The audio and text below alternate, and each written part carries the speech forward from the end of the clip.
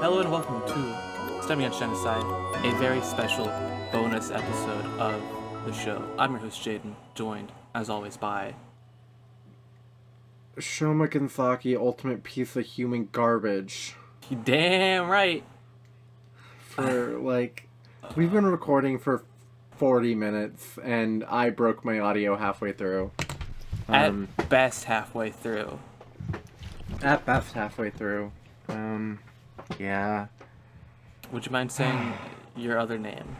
Well, to be fair, I feel now that I think about it, actually, yeah, I'm a Owen. To be fair, I feel a little vindicated because you did this with our first recording. No, you.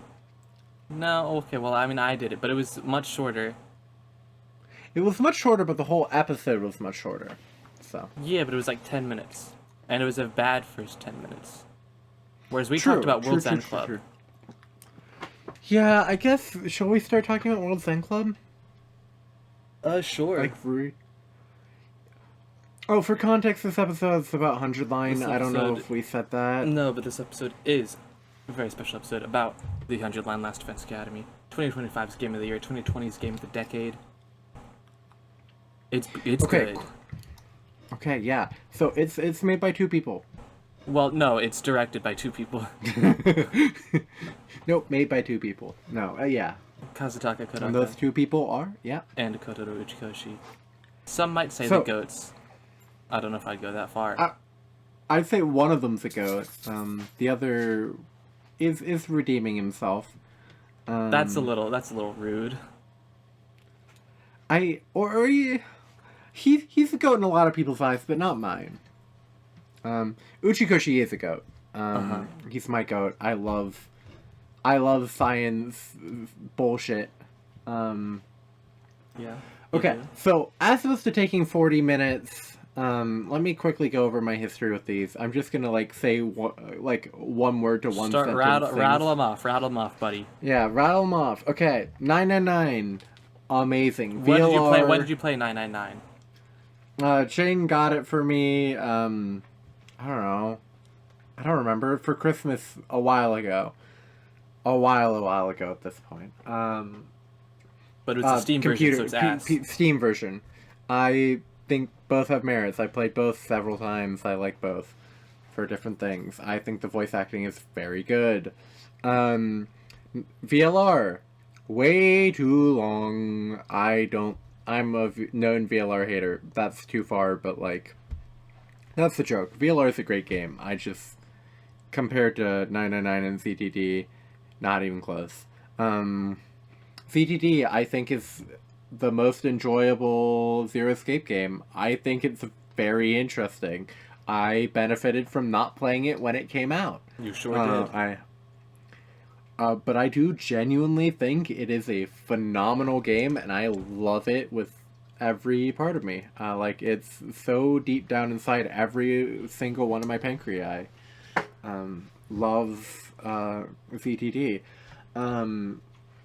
I guess, then I the Somnium Files was one of, my favorite game for the longest time until, until I played Disco Elysium. And I think Disco Elysium to this day is the best game I've ever played. Usually I'll say my favorite. Disco Elysium has the special honor of me calling it, or at least these days Shane will say I said that for a while, but I like that. I've changed my opinion on that. And then Disco Elysium got the special privilege of then becoming, the game that I no longer say my favorite game, I just say the best game. Because it's phenomenal. That's not by Uchikoshi, though. Correct. But Uchikoshi is great. I is phenomenal. ZTD is phenomenal. 999 is phenomenal. I've played a little bit of Never 7, which is sort of a shit show, and I need to get back to that. Well, that's the Number rude. 7 episode would be really funny. What is a shit show? ZTD is even probably more of a shit show, and I love that game. Disco Can't say Elysium is maybe the most shit show. Well, maybe not more than ZTD, but Disco Elysium is also a shit show, and I think that's the best game. In what way? What do you mean? Everyone's kind of a shit show. Everything's a shit show. When people call a game a shit show, that's not what they mean, Owen. That's not what they mean at all. I know, but it's what I mean. Well, I named 3 games and called each of them a shit show. They're each a shit show in very different ways. Right. Anyway, World's End Club is by both Kodaka and Uchikoshi, and it was sort of their first big together work. Kind of. It was mostly Uchikoshi and Nakazawa with Kodaka, a garnish of him. Yeah. And they tried to make a children's game, and I think it's really interesting. We'll get back to World's End Club because I had interesting things to say. Not really, actually, but it was kind of funny. I think I do have interesting things to say about it, but like I'd want to spend more time on that, and this episode's not about that. Anyway, we'll get back to World End Club. Girl in Twilight, Banger. good.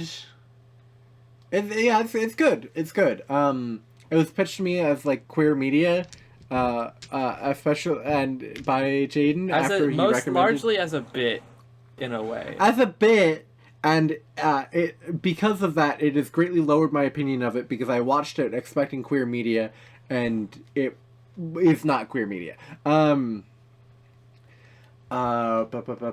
Punchline, I've seen, I guess, a little under half of it, and I just don't think it's that funny. What's next? What else is Uchikoshi? You're missing one. Well, two if you want to. Nirvana Initiative. Yeah. Nirvana Initiative is disappointing. Kazuki Ito slaps though. The soundtrack is still good. Dude, No Sleep comes out in 2 days. No Sleep comes out in 2 days. Are we gonna have a No Sleep episode? No. No? We can talk about it, but it wouldn't be like an episode. But it could be a bonus episode. But I mean, I guess we're not playing it. We're not playing it together. Correct. I certainly would not want to play it with you. I'd want to play it for myself, and I don't think you'd want to play it through me. Correct. Yeah. Yes. So yeah. I don't know. That may be good. The reviews are giving me hope that it'll be better than Nirvana Initiative. And then on the other side of things, Kodaka, I played after I ran out of Zero Escape Guns, and maybe I can't remember which I finished first.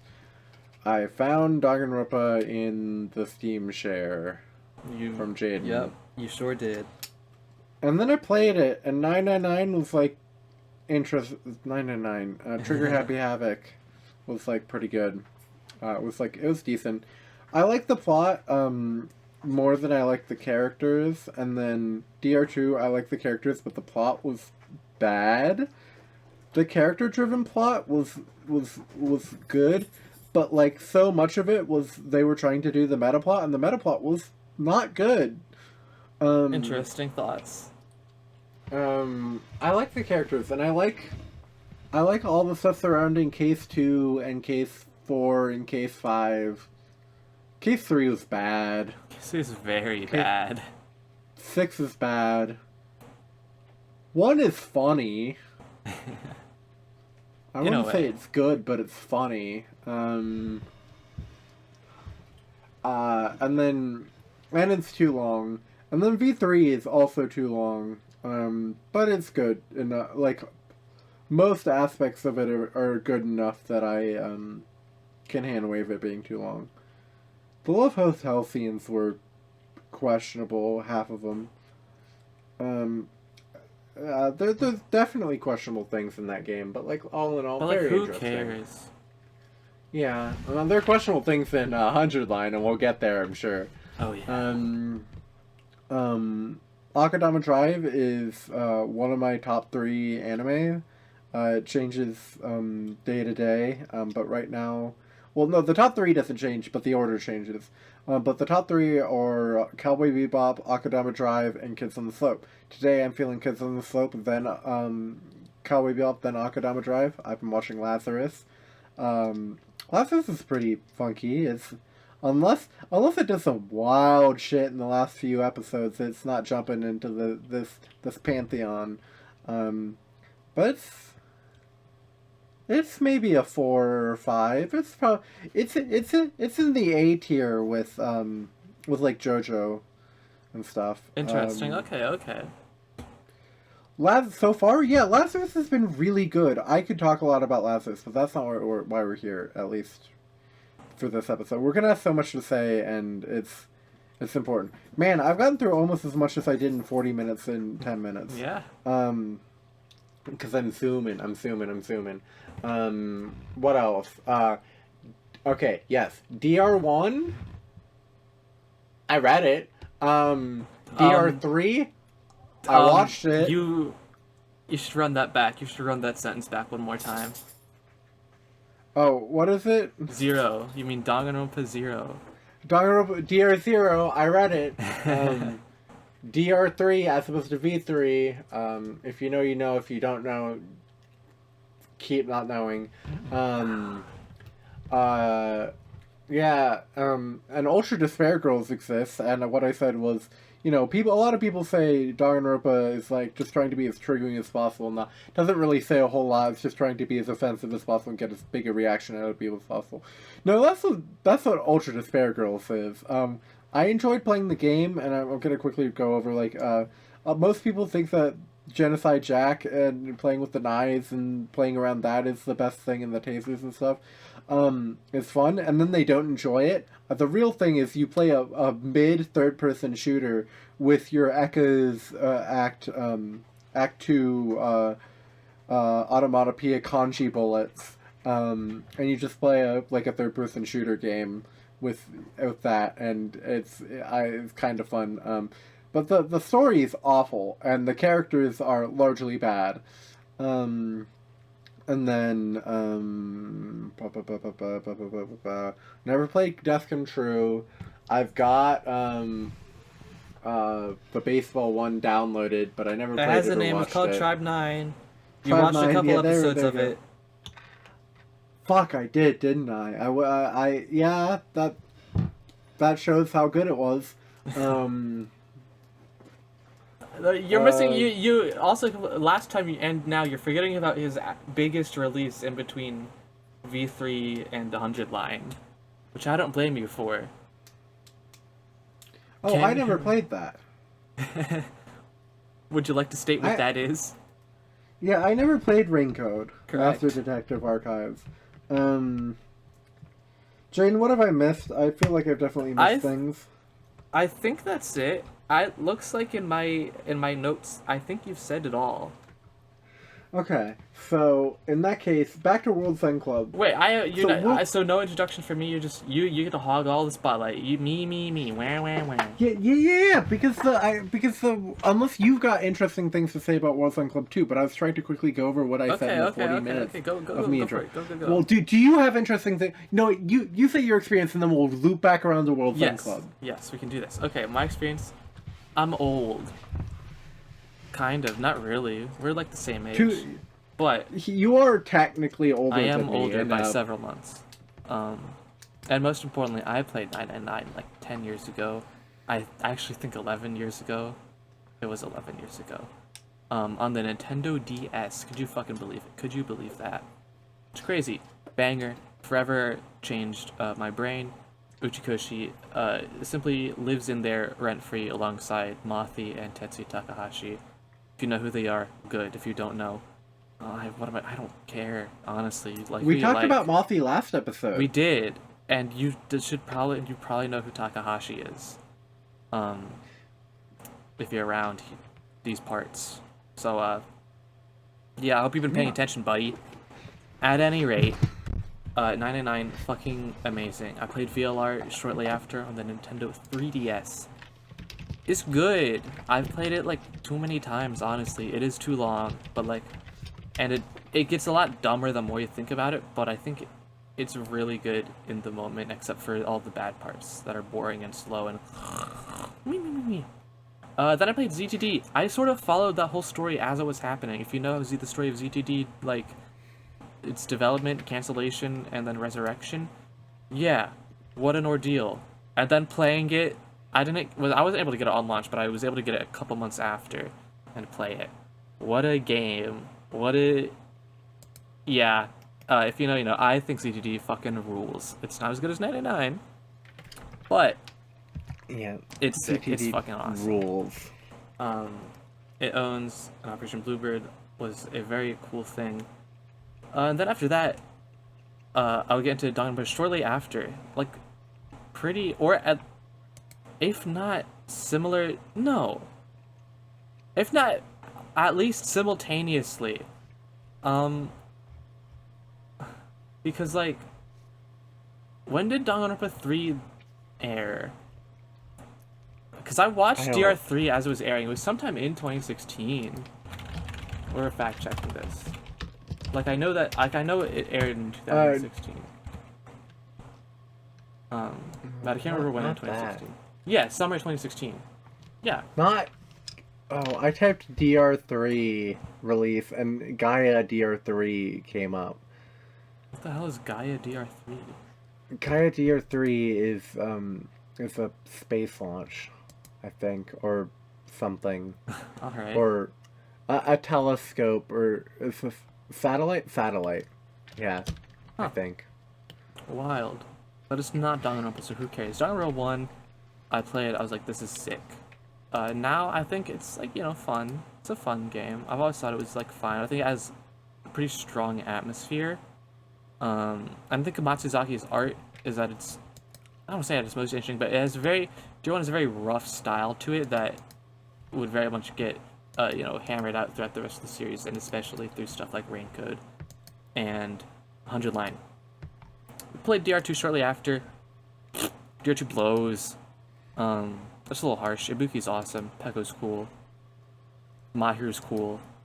There are other Yeah, characters. gender essentialism. We love gender essentialism here against Genocide. Gundam's cool too, but Jaden's just Well, has too much of a stick up his ass to enjoy him. I don't know about that. I just don't. I think I have the least stick up We'll my get to ass. the case in the Bopper streams, and you can reevaluate. Sure. Yeah, Dear 2, that's my thoughts. And then I was all caught up in time for Danganronpa 3, the End of Hope's Peak Academy, and I played UDG, but like, who cares? Who actually cares? Nobody, that's who. Watched Dear 3 as it aired. Bopper cares. Oh, he cares a lot. Dear 3, the television show, watching it weekly, crazy experience, even as it just tumbled off a cliff at the end. I think it's kind of fun. I haven't watched it since then, but like, I'm not gonna forget it, that's for sure. Well, I might. I've forgotten most of it, but like, I remember the core of it. And then V3 came out, which is much more important. V3 is fucking awesome. V3 is cool. V3 is great. Is it a little long? Arguably, but like, I don't care, man. It's worth it. V3 is worth it. What's next in our chronology? Next up. So, of course, after V3, after Z2D. Actually, before we move on, I would like to make it known that Jaden has had a recent, but Jaden even more so has had a Danganronpa renaissance, thanks to the booty bopper himself. Yes. We were quite down on this game. The series. Except for V3. On the series. V3 is always fucked. I just really don't like Himiko and Angie. And, well, whatever. Not what we're talking about. Yeah. But the renaissance of watching Professor Bopper play it and interacting with that community has been a very positive experience. In contrast to what you say in episode 1. Well, I mean, yeah, well, my mental health was going off a cliff, and that was like, I hadn't gotten into the community yet, I was just in the Danganronpa part at that point. I wasn't, like, part of the community at that time, and now I am. And you still only played one Game Club game. It was a pretty good one. But you have only played Adventures of Lolo. Well, I've been fucking busy, man. Okay, but Killer 7 is like... I'm gonna have to talk about Killer 7. Okay, I may get around to Killer 7. I mean, don't you want to... You like Masafumi Takada, right? You've always liked his music generally in these games and show. Yeah, I do. Don't you want more of him?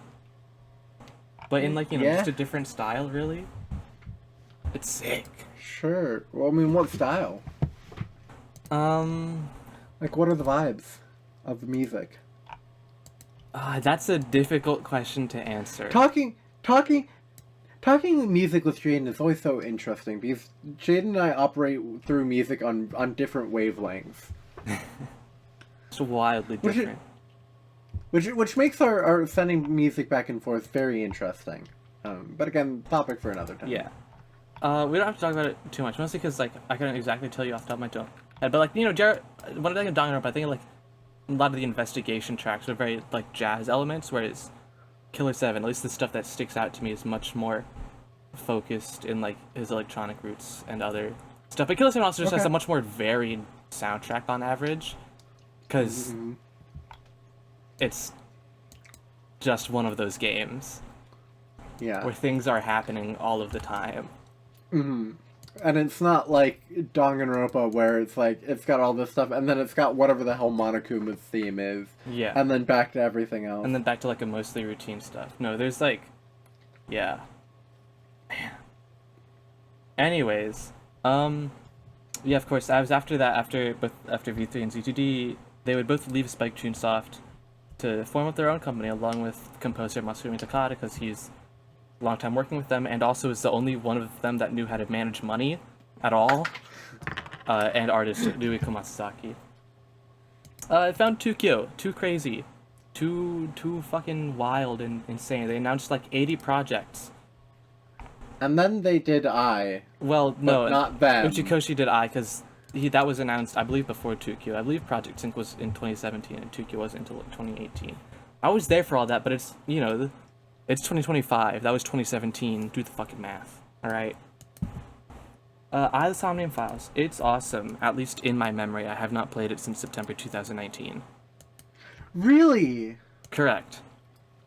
Interesting. I don't think I've ever seen...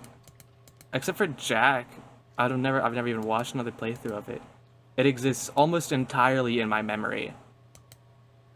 Interesting. I didn't know that. Yeah. Yeah, no, I haven't gone back to it. I thought about going back to it like 2 years ago.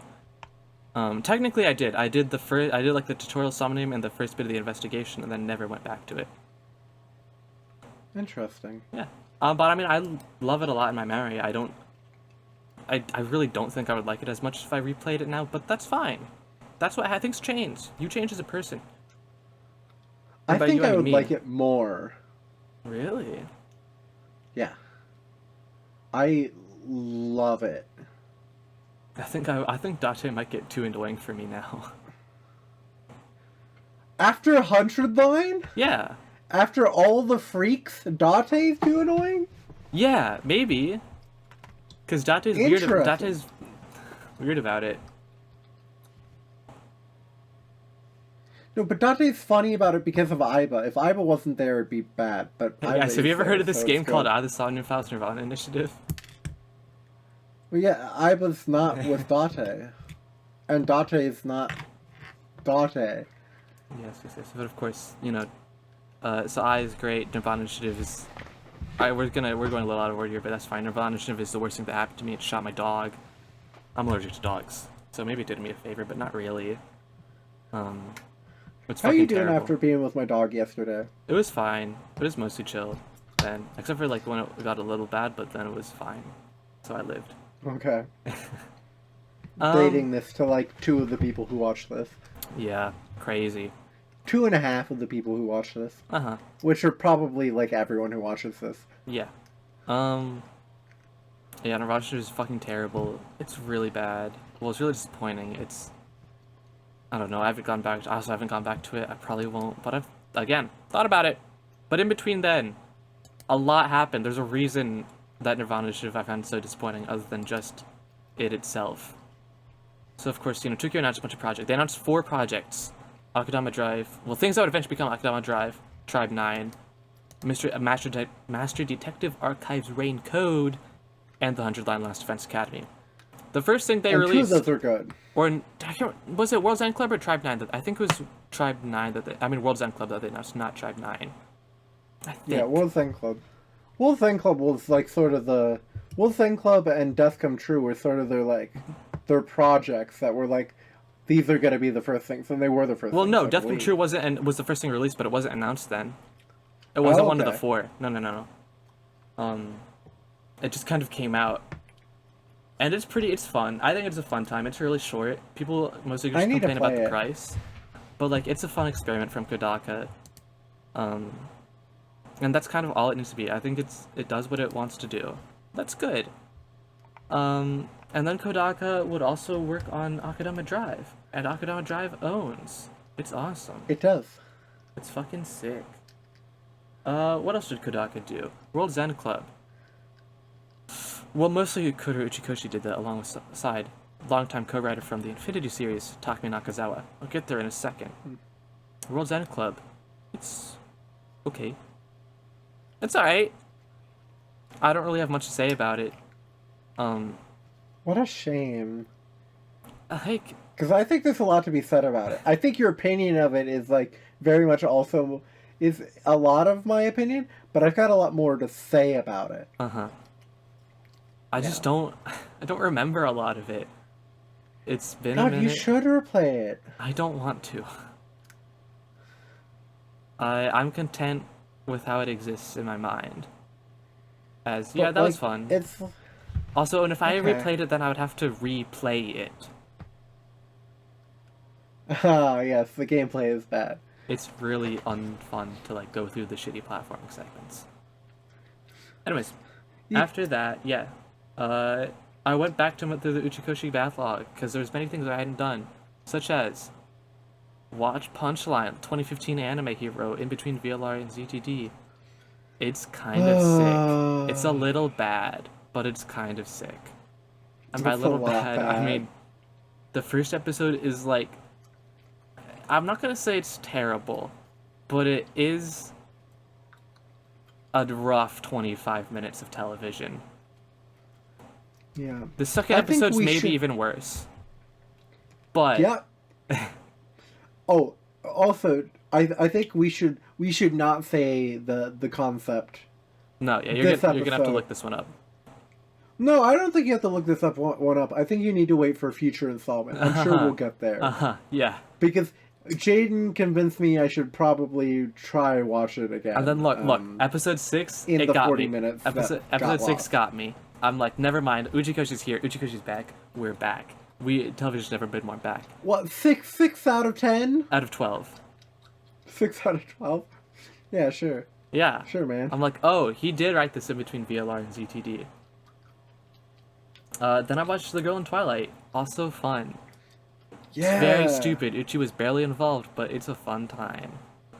If you can get Fuck, past... I forgot to say a thing that I played. The only Oh? thing I played before you, probably. Of all the things. And that's Pepsiman. I almost certainly I played guess. Pepsi Man before you. That's true. Because, as I said in the last 40 minutes, Uchikoshi loves it when people call that an Uchikoshi game because he Yeah. did so much of it, and no one else deserves any praise whatsoever for that game because it's all Uchikoshi. Yep.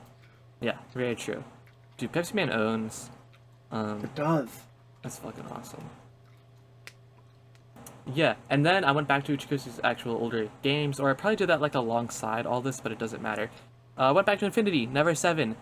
If you kind of ignore most of what's in the game, it's really fun. If you follow what the game's themes are, and ignore the text, and just make it live in your head, basically, just if you really kill the author, Never 7 owns. Ever 17, the game Uchikoshi has been making for 23 years, and he just hasn't stopped. He hasn't stopped one time. I think it's fun. A lot of people will call it boring, because it can be. It sure can be. But then... What's the World Fan Club? Never 17? Ever 17? A little bit, yep. Ever 17? Yep. It is. Sure is. Okay. Well, it was... Yeah, okay. Then I Was remember... Pepsi Man? No, he hadn't... No. Owen. No. We're No, not doing Pepsi Man was before that. Yeah, that too. And Remember 11, which I love. I don't know quite how I feel about it now, just because it's been a couple years since I played it, and the more I think about it, the more it's like, but is that like actually like a good idea? Maybe not, but it's kind of fun. I think a lot of stuff with Remember 11 has been kind of ruined by the way that people treat it and the way people treat what you should do when you finish the game. Interesting. Unfortunately, I don't want to talk about it, even though it's of Uchikoshi's past works, it's by far the most pivotal one for 100 line, but that's fine. We can just talk around it. Mm-hmm. And then I didn't stop there. Well, I did not play the Punchline video game. I'm gonna be straight up with you. I didn't do that. I wasn't bothering to do that because it has a worse ending. In my opinion, I think the ending is worse than the anime. I know that's not very popular. There's a Punchline game? There is. It has really unfun puzzle segments. Just clips from the show inserted and an ending that's worse, in my opinion. Wow. Like they just changed like the last couple scenes. Yeah. Incredible. I played 12 Riven, the Psychliminal of Integral. Don't do it. Also, especially don't do it the way I did it. Maybe when the fan translation is out, which hopefully it will be. They're making progress. They're working on it. You can play it. But don't play it by having the no longer accessible live translation from, I can't remember his fucking name. You know, the guy. If you don't know, sorry. But if you know, you know. The guy. Gundam Ace, I think. Yes? Yes. To reference, you watch the first episode of that, and then you're like, I can't do this. I'm never just gonna have to play it myself or never experience 12 Riven. So I played it myself, using a combination of my then really bad knowledge of Japanese, machine translation, and referencing the live TL. 12 Riven sucks. It's worse than Nirvana Initiative.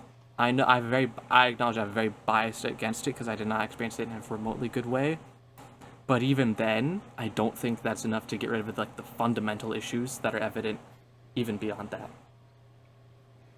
That's enough for the Uchi backlog, because that's basically all there is to say, except for like, you know, the side stuff, like the no longer playable Kamitachi no Yoro email thing, or that side story he wrote for a Steins Gate game. I ain't playing any Steins Gate. Or Untitled. Or Untitled erotic visual novel, yeah. Yeah. Which unfortunately, we're never learning. But also another thing I forgot about in Nirvana Initiative, Tribe 9, an anime. It's fucking terrible. I watched that week to week 2. It's ass. God, it's so bad. Luckily, Kodaka wasn't actually really involved. No, and he was even less involved with the video game Tribe 9, which I never played. I played the demo, and the demo was so bad. And it's also a gacha game, meaning it's morally bankrupt. And nobody from Tokyo really had much to do with it other than Komatsuzaki and Takada. So I passed on the gacha. I think maybe I'll get to it one day when the content's out. Oops, end of service. Yeah. It's dead. Well, actually, it's still up. It's not dead yet, I believe. No, not yet. Yep. So, you know, that sort of said it. Oh, and that, no. I forgot. I have to talk about it. So, of course, you know, Uchikoshi last ended before 100 line with, you know, the video game Nirvana Initiative, it sucks. And, Kodaka ended with Master Detective Archives Raincode, which is also bad. Or at least really boring as a funny scene if you've played Xenogears. But that's kind of it. It's really unfun. It did not... You know, there's some back-to-back disillusionment with both Kodaka and Uchikoshi. And then finally Extreme X Despair was announced. I'm like, oh dear god, I'm gonna have to play this. Oh dear god, I'm gonna have to get all 100 endings. Oh no. And then something strange happened. Well, actually, first they released the, do you remember the 100-day login campaign? Yes. Yeah, so I kept up with all 100 days of that. I still had a certificate to prove it. Every day for 100 days leading up to it. Yeah, and it was during that login period that I started to change. Firstly, just getting more character designs and more stuff they posted. Really, it was all the interviews from Kodaka and Uchikoshi about how they're fucked if this game doesn't sell. I was gonna get it anyway because I'm Tukio's strongest soldier, but I was really getting like, oh, there's some like, this is the one they like actually care about this. Fuck Nirvana Initiative, fuck Raincode. This is their baby. Sometimes in a literal sense is how they put it. Yeah. Especially Kodaka. Okay. So what really got my attention was Uchikoshi. I can't remember if it was like an interview or a tweet. I mean, he ended up saying multiple times in both tweets and interviews that Kodaka was holding him hostage in a basement, making him write 100 endings for this game. Yeah. And that's sorta what this game is. Yeah. And The demo came out in February, and I was like, oh wait, it's fire, it's good, it can be good.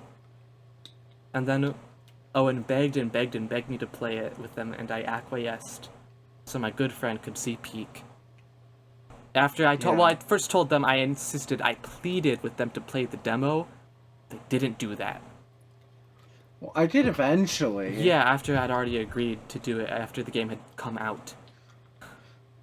Well, I just didn't have time until then. I was going to. I played it as soon as I could, after, like, a certain point. But, like, yeah. Yep. And So, I also was like... overall, before anything else, what do you think of us playing it together? It certainly meant I spent a lot more time with the game. Yeah. Well, at least with it, thinking about it. Well, at least with it, like, the stretch of days in total from when I started to when I ended. Not necessarily playtime, not necessarily the time that I've still spent thinking about it, but, like, from start to finish, day to day. And from my perspective, like, if I had played it myself, like, the funniest moments wouldn't have been as funny if I wasn't on call with someone, you know? Yeah. Especially, like, day 86 or whatever. 87. Like, day 87 of First Scenario. It's just so unbelievably funny in a way that was contagious between the two of us. Yes. And just... I don't know, yeah. Yeah. Yeah, good old 87. Playing it between the two of us. Yeah. Because I actually think our route order, some of it I probably would have done differently, but for the most part, I think things would have gone generally the same. I probably would have done Calamity sooner, and at least to unlock, all that stuff. I don't know if I would have done it then. I might have. Would you have romanced first? Yes, probably. Okay. I feel like we each made half the decisions up that first. Well, the first decision was instant. The second one was sort of, whatever. Well, no, it wasn't. We were like, I remember us talking about it. No, it wasn't instant, but it was like we knew which we were picking, but we talked about the why. Yes. A lot, and that was interesting. And sort of same for the second one. Yeah. And by the third one, I mean, of course, yes, instant. Yeah.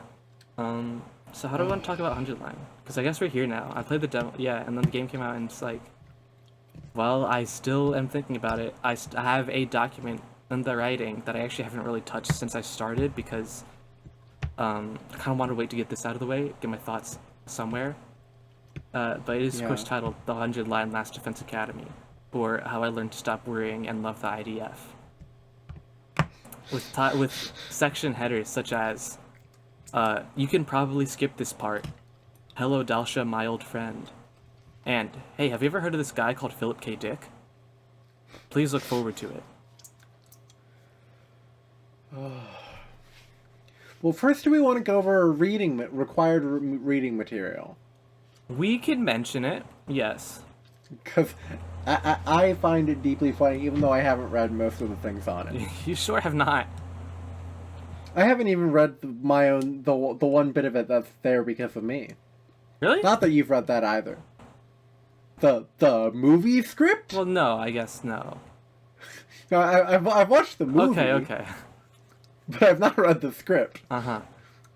I've read, like, the first, like, 20 minutes of the movie worth of script, just to make sure I wasn't doing something entirely stupid when I suggested it. Yeah, so my reading list, which is, I would phrase it more, I wouldn't frame it as a required reading so much as there are certain very much, it's a game, it's a, 100 Lives is an anthology. I think this is crucial to understanding the game, especially coming to it if you're primarily an Uchikoshi fan. It is an anthology before it is a VLR, okay? When it tries to be a VLR, I think it kind of falls flat on its face. If you understand what I mean. I'm sure we might get to it. Yeah. Yeah, I agree. Because the first thing on this reading list, I mean, if you read it before, some of these, you'll have a more informed understanding of certain aspects. But the first one is, of course, the 3 Stigmata of Palmer Eldritch by PKD. Because there's just a whole route in this game, Chapter 5, /ME/ we'll probably maybe just talk about it later. That's just Palmer Eldritch. But yaoi. But crazy yaoi. And then there's, of course, Tsukumojuku by Majo Otaro. Classic novel. Classic novel that I've read 3 chapters of. 3 sections of 1 chapter, to be clear. Oh, is it? Okay. Yes. There's the Dune book. Wild 3 sections. Yeah. There is the Dune books up through God Emperor. This is mostly a shitpost in the early parts of the game until we've got more into the game, and I'm like, I can work with this. We can work with this. We've got maybe the only one that actually matters here, The 100 Years' War on Palestine, A History of Settler Colonialism and Resistance, 1917 to 2017, by Rashid Khalidi. You should probably read that one. I should. We've got, of course, Ursula K. Le Guin's classic short, The Ones Who Walk Away from Omelas. We've got the entirety of the Avilius Chronicles, at least up through Master of the Heavenly Art, the novel. If you go beyond that, that's also good. Like, you should at least probably get to the Clockwork Lullaby album. But Heavenly Art, the book, you can also just end there. We have, as suggested by Owen, the script to the Bill Murray film Groundhog Day. Just the script, not the film. Why? You can watch the movie too if you like. Yeah, if you want to. If you're really feeling some Bill Murray. Because I started reading the script because you had mentioned, like, it was all books, so I started reading the script and I was like, this is a frankly more interesting way of consuming this than watching the film Groundhog watching Day the starring film. Bill Murray. So I sent him a link to the entire script and said, add this to the list. And he was like, okay, and then he just he added Groundhog Day, and I was like, no, the script. Because again, the script was, well, I only read like the first 20 minutes. Far better way of consuming the piece of media known as Groundhog Day than actually watching it. Slower by nature of how reading movie scripts works. That's true. At times, and faster in others, but largely slower. Yeah, and Groundhog Day is relevant. Relevant in, like, the most bullshit, like, convenient way for Uchikoshi and Kodaka and all the other writers, just whatever the fuck they needed. But, yeah, Groundhog Day. Yeah. The script. Yes. We have Qualia the Purple. I've only read the manga, not the light novels, so I put the manga in here, but I guess either version's fine. It's really, really interesting piece. What if Uchikoshi wrote Yuri? What would happen? We have The Lathe of Heaven by Ursula K. Le Guin. Classic. And then I ran out of books, but the list wouldn't be symmetrical because it's like a graphic. So I put in Chrono Cross because it makes sense to me if you really think hard enough about it and abstract it enough. And then one night I had a revelation from on high and added Xenosaga Episode 3 because you're just going to have to scroll through my Bisky account to find the post. You're just going to have to do it if you've played both Xenosaga and 100 Line. And then I struggled for a while what to finish off the list with. And I came to the conclusion of putting Drakengard on there. I don't know if I wholly agree, but I think they're both interesting to talk about how they try to do sort of the same thing, or at least how they're commonly read as doing the same thing, even though I don't really agree with the take that Drakengard is doing it intentionally, at least all of the time, or that it even really succeeds at it, but the 100 line also decidedly doesn't succeed at it. So it's fine, but then I finished Killer 7, and I thought about putting Killer 7 in there for more shitposty reasons.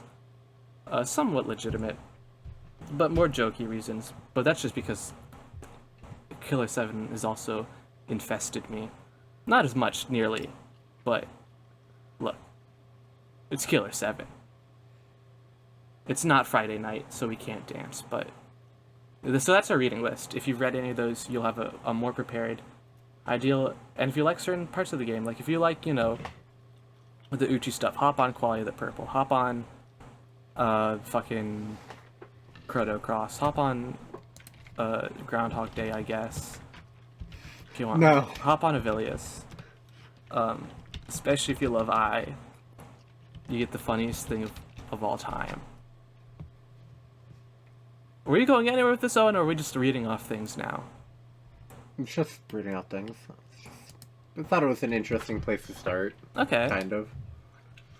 Well, I didn't want to really talk about it too much yet, because, like... Yeah. I don't know how we're gonna format out for... Like, are we gonna do, like, just a spoiler part, or a non-spoiler part? Are we just gonna say... Or are we just gonna bury it whole? I don't know. Because I feel like our whole audience wants to play this game or is consuming it through Bopper as it comes. Mm-hmm.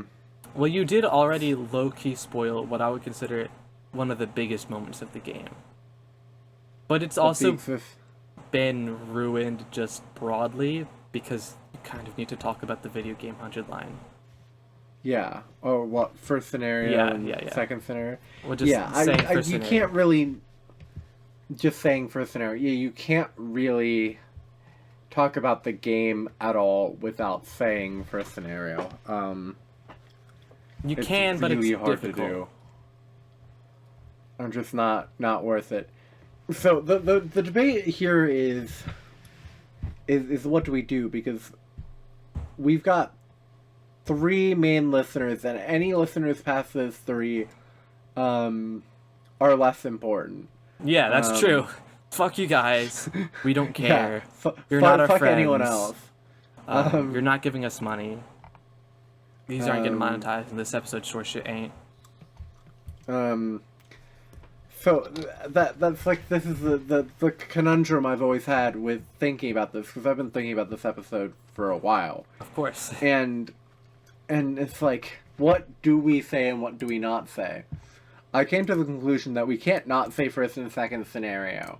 Or just, like, vague names of endings, or, like, hinting at endings. Yeah. Names. But also, I don't want to say too much, because I want the people who watch this to consume the game the way they want to consume it, even if one of them is watching someone else play it. I want him to be able to watch this episode, because he's definitely going to watch this every second of this episode, because he has been quite religiously. But and then the other 2 have been watching at least bits and pieces of it. One definitely, and the other, and they should both play it. And well, everybody should be playing 100 line. Yeah, well, they both should be playing it and have an interest in playing it. And I know one of those people doesn't care about spoilers, but also... the type of spoilers we would be giving here aren't the type of spoilers we've been giving him. They're the type of spoilers that, like, diminish the impact of this insane game. Yeah. It's a tough game. So really, what do we want to talk about? What can we talk about? We can give it an overview of our feeling, because we say, of course, obviously we love this game. Now, if I were to do like a combined Uchikoshi Kodaka ranking, it's at number 2. I think it's behind 999. I think it's better than I think it's better than ZTD. I think it's better than V3. I have it sitting in the same tier as 999 behind ZTD and I. ZTD and I are both sort of concise in a way I love. Okay, yeah, this game is anything but concise. I mentioned my three favorite anime. I mean, Cowboy Bebop has a very definitive ending. It's not necessarily super concise, but it's got a definitive ending. It's pretty concise. It's 26 episodes. Well, and the other two are both exactly 12 episodes? Yeah. Yeah. And they're like a near perfect 12 episodes for what they are. And that's what I love about them. I love some things to be like unending streams of content, right? There's definitely merit to that. But there's also a lot of merit to things that, like, you know, end. Well, this game ain't ending, boy. This game ain't ending. 10 more years. 2Q Games has been saved. Yeah, and they're $100 gonna billion keep to making Kodaka. more content for this game. And I'm gonna have to I'm gonna be there every go through all second of this it. work. I am too. They're going to have to change the name on Steam to like whatever 125 line,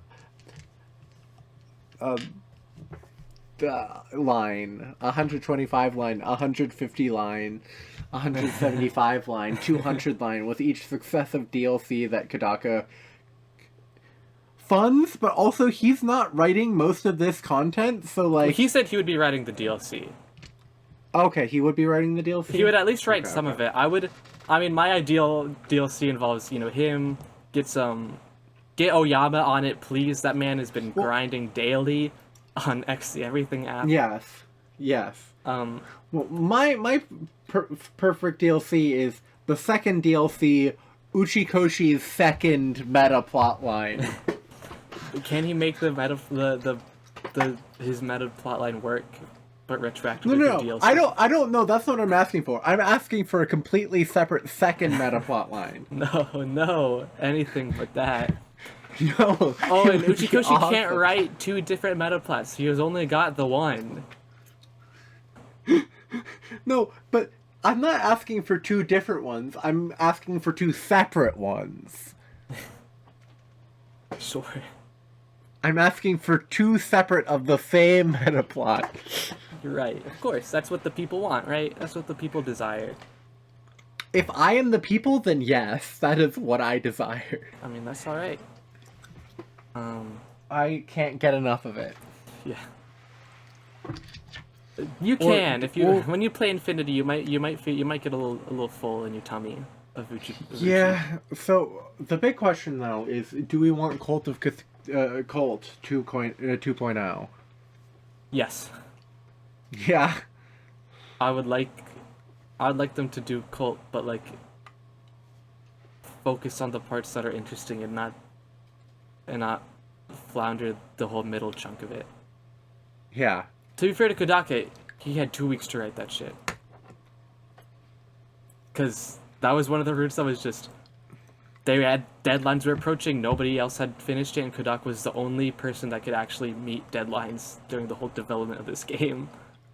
Well, everyone else had, like, other stuff they were working on that they cared about, like... Not really. As far as I can tell, he didn't really care about anything else. He kind of had a whole game called Master Detective Archives Raincode that was in development alongside. But he also didn't seem like he cared much about it. That's true, but he did also have to cut like a third of the whole game's script. Yeah. Raincode had some development issues. It's a shame. Anyways, fuck Raincode though. 109. Well, I will say the artists for Cult. I mean, man, if they did not have, presumably the art was hastily put out because the plot was hastily put out. They did a good job for the time they had. It's heinous. It's heinous. I hate it. I hate it. I hate it. I hate it. But. Not because the art itself is bad, it's just because what they're drawing is bad. Wow. Owen hates when art is problematic. Well, no. Okay, the probably the almost as the sort of the route that pissed me off more for being problematic Yeah. could have been saved by being probably even more problematic and being mpreg. No, I could have been saved by being good. Well, but couldn't it have also been saved No. through mpreg? No, because No? the same problems would be there with Mpreg instead of Well, like, Fpreg. no, as I said, it would probably be even more. The problems would be even worse, but it'd be saved. No, the problems would be the same. Okay. Yeah. Okay. Okay. Okay. Well, because there's still a whole other ending to that route that also has the same fundamental problems. One ending is worse, but the other is also still bad. The whole route is flawed from its core. Oh, very much so. By And with having no the time. name of the route, you like expect it to be sort of thick and interesting, and it's not. We are, of course, referring to endings 7 and 8. The best endings in the Yeah. game. Yep. The people love them. The people love them, folks. Oh, my god. Speaking of the people who love... This is... I haven't looked at the poll. Are you No, no, talking no, no, about no, to no, talk no, about no, the no, no, poll? no, no, no. There is Okay. an artist on Twitter, and I mean no disrespect, because the art is lovely. Lovely fan art. The one person who seems to have played, or at least started playing this game, with the intent of just getting to an ending they like, and then stopping. You know, the only person that seemingly ever is playing the game like Kodaka thought people would, because, for the record, Kodaka thought basically nobody would actually go for all 100. Most everybody is trying to get them all. Their first endings were 8 and 7, and that's it. And they've just been drawing art of that ship, and of ending 8 specifically. Wait, but then they don't even get the most important stuff about the character, about the two characters that... Oh, man. I don't like, Wait. Oh, man. That's deeply sad. It's very sad. They won't see that character at their best, or, well, they probably will if they get to it. Or the other relevant character. Yeah, Like, they don't at know all, anything really. about... How much is the other relevant character like actually in it? Very little. I feel like that route just kind of assumes you already know who that other character is. Yeah, but, yeah. And then they're like, yeah, oh, ending 8, that was awesome. I'm gonna stop there. I was really satisfied with my experience. Oh, man. They haven't even done second scenario? No! They're still sitting at 2 of 100. No second scenario, no Uchi Gauntlet, no, No Rensudo, no nothing. No no Oyama. Damn. no goodbye character name. Yeah, ugh. So Man. glad that's up there. It's up there in the poll. Yeah. That was such a good final one for us to do. It really is. Ending 3, goodbye. Redacted. Also known as the ending name, Praying for Your Happiness. Ugh. Ugh. As if I think it serves a very similar purpose to Cult, in that you don't need it to make your But arguments. it's more interesting. Yeah, no. I'm saying you don't. It's just that you don't need it to make the arguments about the character that those routes do about their central character, but they are just the nail in the coffin for people that don't understand them. Especially Yeah. this one, less so with Cult, because, like, it's worse. Yeah. But ending 3 is so good. I was already on his side. I was already very pro character. Literally Yeah. nice. He's literally nice, guys. Yeah. He's literally so good and has never done anything wrong, ever. That's just a true statement. Yeah. Um, Guys, we love Uchikoshi ableism disease. yeah, but only Moving on. when it's written by Kodaka. When Uchikoshi has to write it, it gets very bad again very quickly.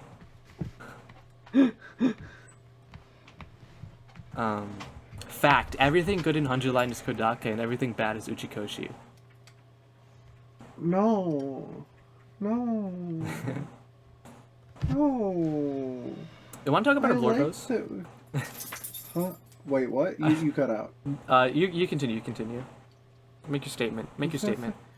I like the Uchi stuff. I like the Uchi stuff a lot. I like it too. I just don't think it's always good. I really think the Uchi meta plot. I think it's good. I think I think Groundhog Day is a very funny movie, especially when written by Uchikoshi, but without any rules. I'm not gonna say anything more. Yeah. Yeah. You know, fun fact, we love 100 Line, but we did not love it at first. It took a while to get there.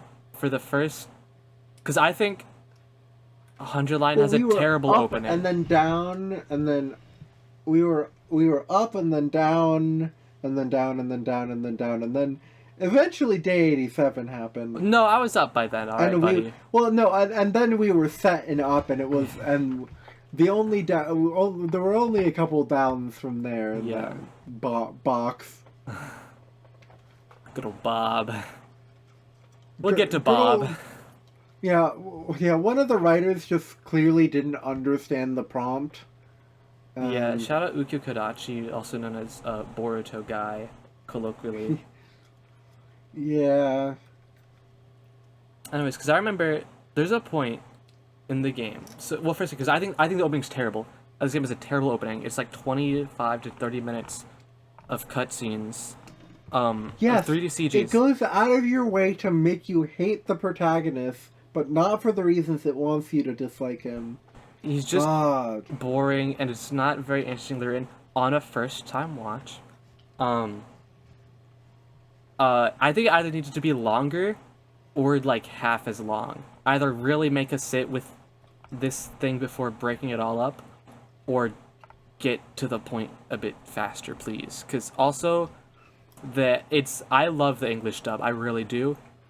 In this opening, it is not mixed well, it is not directed very well.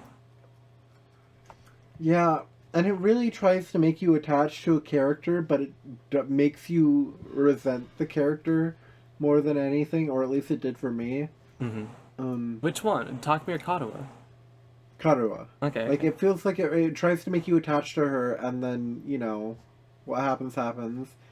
And then I was just, like, resenting anything relating to her for the rest of first scenario. Yeah. Yeah, I think... Yeah, and then... So, because fun fact for all our listeners, we finished our 100th ending June 17th, 2025. Since then, as of 4 or 5 days ago, I've started to replay the 100 Line Last Defense Academy, or as I should say, 100 Line Saishu Boei Gakuen. Nope, I said that wrong. I don't care. Boei Gakuen. Because I've been replaying it in Japanese for fun, mostly because I want to play the fuck you difficulty mode, and I want a good excuse for that. Yeah, there's the fuck you difficulty mode now, and it's really funny. It's pretty fun, honestly. I've been having a blast. I've been having a blast. We're going through it. Like, I did not realize the drop of the instrumental, of like a part of the instrumental of Sedum, during like one of the big moments in the slurry of opening cutscenes when you're, taken to the academy. I'm like, oh, and you see all like the memories of everybody. I'm like, this kind of hits on a rewatch. This kind of hits. It works a lot better because I know how it's all going in a billion years, right? Yeah. And then I don't think it ends there, really. I think day one itself is also kind of way too long. I get why it needs to be that way, or at least why they felt it needed to be that way. It's a bit much. I recommend it maybe should have been split up into 2. And then it's kind of boring, I think, for a minute. Until the end of, like, day 7. Well, but part of it also is that, well, that's like the whole demo, right? And you said the demo cooked when you played it. Yes. After going through the bullshit that is what 100 Line actually is, the demo feels like nothing. I kind of felt that way when we got to the Bopper streams. Like, I had a hard time getting into the Bopper streams, right? Really? Like, this isn't what this game is. What am I watching? But you have to have an understanding of how it starts and what you want and what it wants you to think it is. Yeah, but then it was so hard going back to it trying to convince you what it is. I had when I don't know, watching I think it was fine, but I think especially playing it, I'm like, and picking up, like really picking up all the way that things are highlighted, I'm like, ooh. Well, here's the thing, Gene. I've only ever watched it. I guess that's interactive true. Watching it, but I've only ever watched it. So watching Bopper play it was like, I was excited, and then it was like, I've been here before. I've been here before, and like this is less interactive and just less interesting. And I'm sort of excited for when Viv streams it. Really? So you can go through that again? So I can go through that again, but also because I really like Viv and Rawberry. They're very funny. Mm-hmm. And with Danganronpa 2, I kind of hit like a speedy bopper burnout a little bit, but I could still do the ZTD streams, right? Because Rawberry is an element unto themselves, which is very different from the other 3. So I'm excited for that and to try it again, and also hopefully it starts at a time when I'm less like burnt out from like still recovering from the charity stream. We're not just talking about Bopper, of course, which is not what we're here to do. That's what we're always going to do. We're always going to talk about Bopper or 100 Line, but that's actually the topic of this one, or Nirvana Initiative or Never 7. It's fated or to happen. ZTD. Like, those are the things we talk about. That's true. Yeah. But even... Because, like, okay, let's talk about, like, character design. Because pre-release, we fucking hated them. All the characters we thought were terrible. Cat! No! Oh. Sorry. My cat there's a bug flying around, and there's a cat jumping around and causing problems. I'm sorry. Wow. How dare you kill everybody's ears, you piece of shit. Sorry. Yeah, you should. I got startled. Because with everybody's character designs, yeah. I don't know. I was not fucking with it for a while. Even after we got the full cast, I thought, I'm like, okay, who looks like it? What designs do I fuck with? I liked Kyoshka. I thought Yugamu was alright. I hated Yugamu. I hated Yugamu's design. He ended up being one of my favorite characters, but I hated his design. Yeah. I thought Kurata was an interesting design choice. I wasn't sure how I felt about it. But I'm like, alright, there's something going on here, right? Most importantly, of course, Dadami, fucking hated. I was like, what are we doing here? Little did I know. Little did I know what would happen. Yeah. Even by the demo, I'm like, never mind, I'm sold. Dadami's her. She's the best in the game.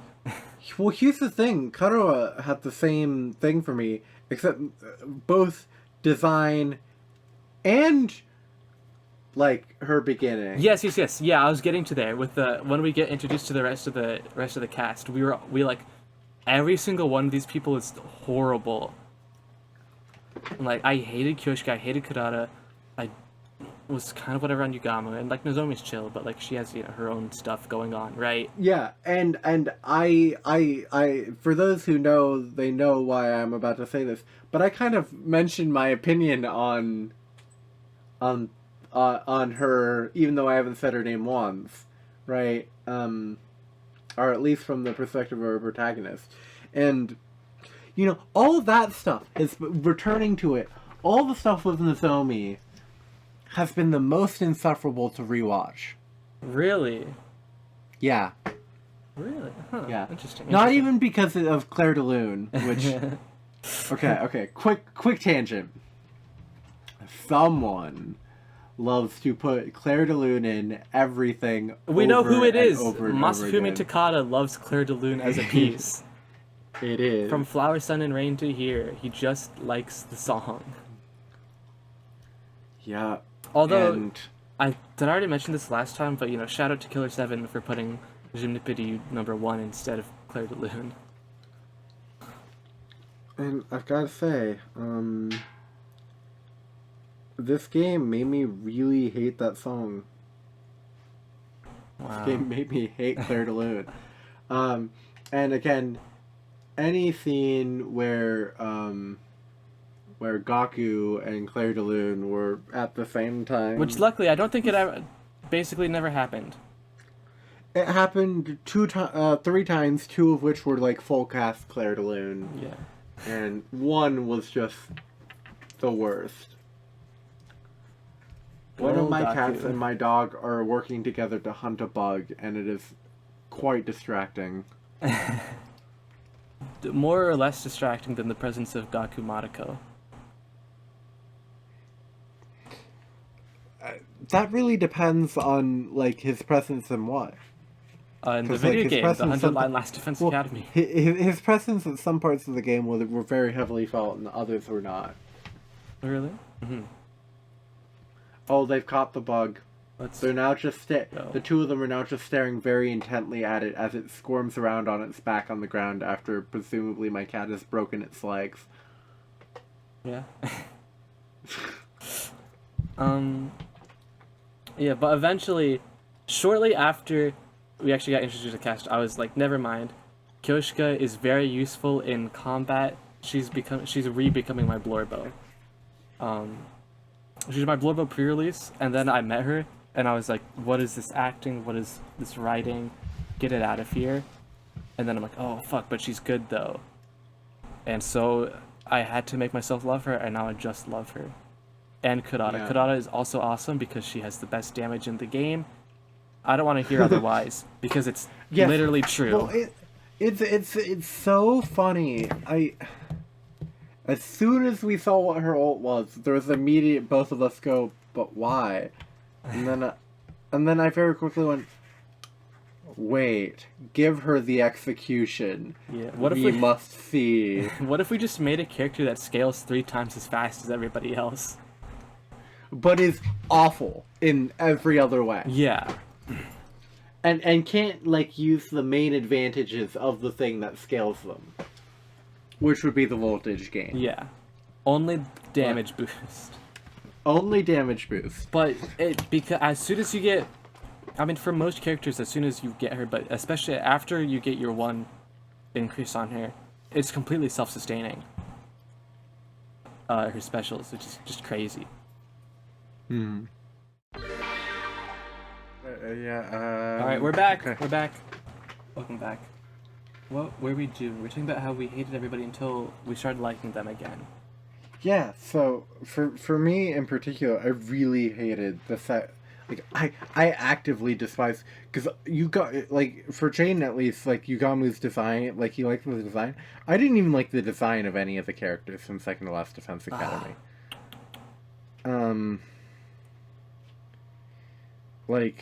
I just didn't. And man, they grew on. Well, so there's the whole integrating the second cast, right? Yeah. Arc, and I didn't particularly like that. I thought it was fine. Yeah, I think especially rewatching it, I think specifically the stuff with Kurata is actually kind of fucking ass. Like when you first see her without the mask, I'm like, it's kind of a terrible scene.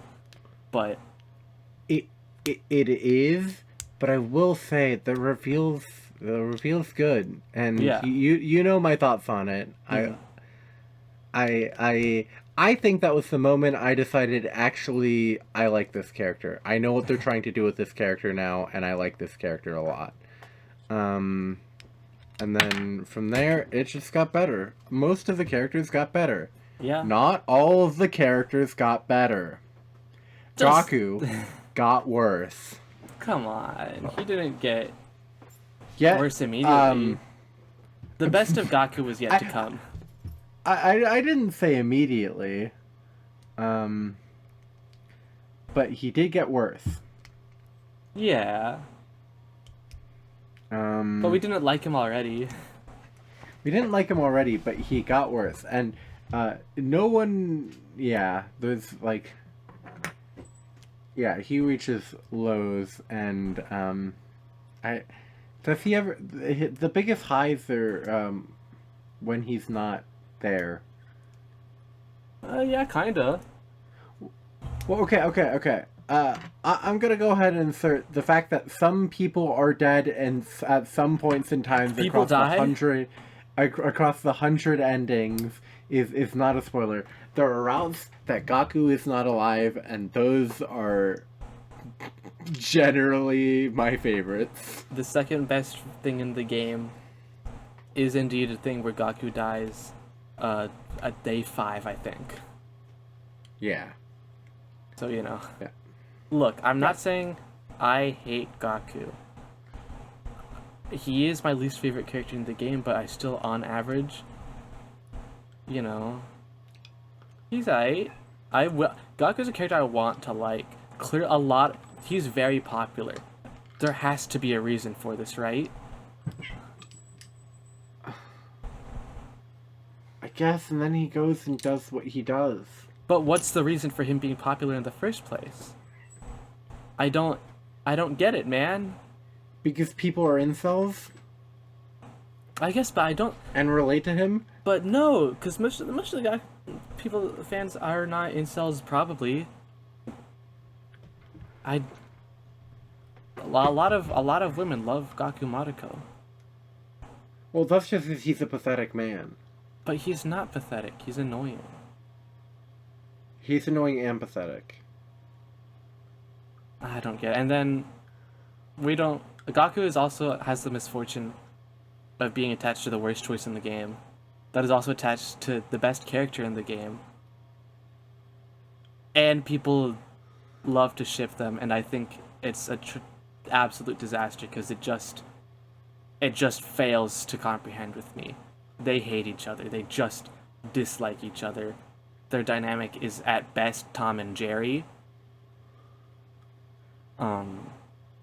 I genuinely don't think there are any other combination of two main cast characters that dislike each other more.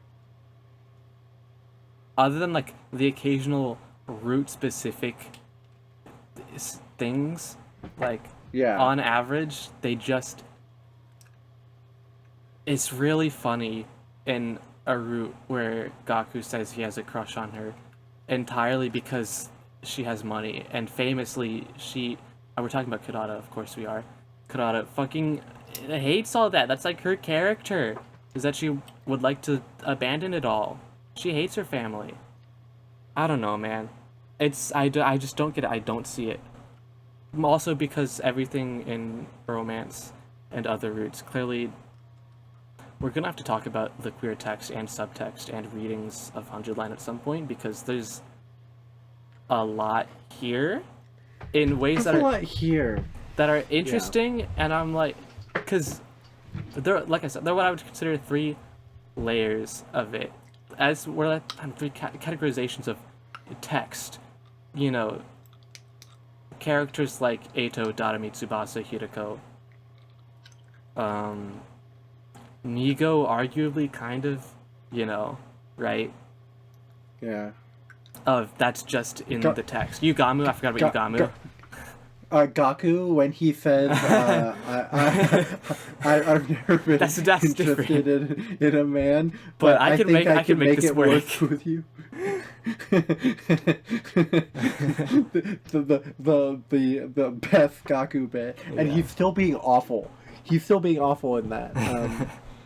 Not because of that said. That quote was not the awful thing. He was doing other awful things. Mm-hmm. And then you move to what I consider more subtext readings of, like, you know, Karada, Kyoshika, Takumi, etc., right? Mm-hmm. You see what I mean? And then there's like what I would consider, I wouldn't say there's like subtext around an Arrow Ace reading of characters like Takemaru or Shoma, but I think there's enough room given there, given Shoma it's never a thing he talks about, and more importantly to like him as a character, it's never something he degrades himself about, right? It's interesting, because like you would feel that's a very common thing for him. He does degrade himself whenever he touches a woman. He does that whenever he touches anybody. It's No, universal. but he makes for him. it a big deal about it being a woman's body when he does it with a woman. I guess, but that's also could just be a social But thing. no, but I was about to say, but that doesn't mean it's not. That's just another bit of this.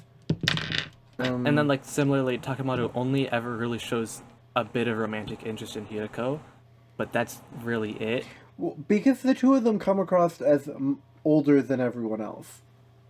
Allegedly. They're not, but, like, they feel a lot older than everyone else. But yeah, you see, that's sort of what I think, like, the sort of areas that this game operates in. It's, I don't know, it's an interesting space. And then there's the transcendent one. What would that be? Ima. Right. Of course. That is Ima. How can I forget about Ima? Yeah, then there's the twins, who you just have are hard to talk about. You just have to read Tsukumojuku, which you haven't done, but you have to. Not really. Well, no, I intend to. It's next up. But look, if I hadn't read that book beforehand, I don't think I would nearly have. Just because I was very willing to buy into them beforehand and invest in Imacoin truly beforehand, and so a very unique experience there, even if it never really pays off. A, never pays off, and B, I feel like it ruined your queer reading of those two characters in the way that I did. Well, ruined is a weird thing to say, but it made it a lot harder for you to understand where I was coming from with a lot of my comments on those two characters. Yeah. If you would like to elaborate, or you could not, but I think the people want to know. I feel like I already went through my big, like, thing with them. Right, but you haven't related that to the audience. No, but it's been too long that I wouldn't know where to begin. You could give, like, an overview, that's fine. Ima and Kako are weird, fucked up, incestuous twins. Ima is. Kako is not. Kako is largely not in most scenarios, but only that. And then, yeah, I don't know. It's hard to explain. But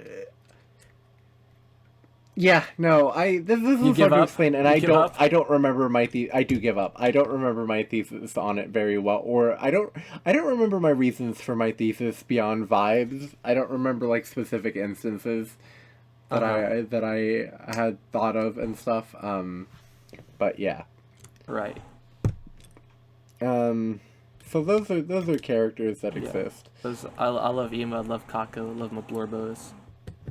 Yeah, Ima, Kako, and Darumi and Kyoshika, not Kyoshika, and Kurata. Oh my god. Kurara are my top 4. My top. then- I made a whole tier list about this. I've Yeah. top 3 in the special Yuri beam. We get Dadami, Kurata, and Kyoshiko. In some order like that. I don't really care. Then we have, of course, literally Albedo Piazzolla, also known as Eito. Who we haven't really talked about. You want to talk about Eito? Well, we did talk about Eito. We just didn't talk about Eito. Of course. Eito's great. Eito is so good. Kodaka did it.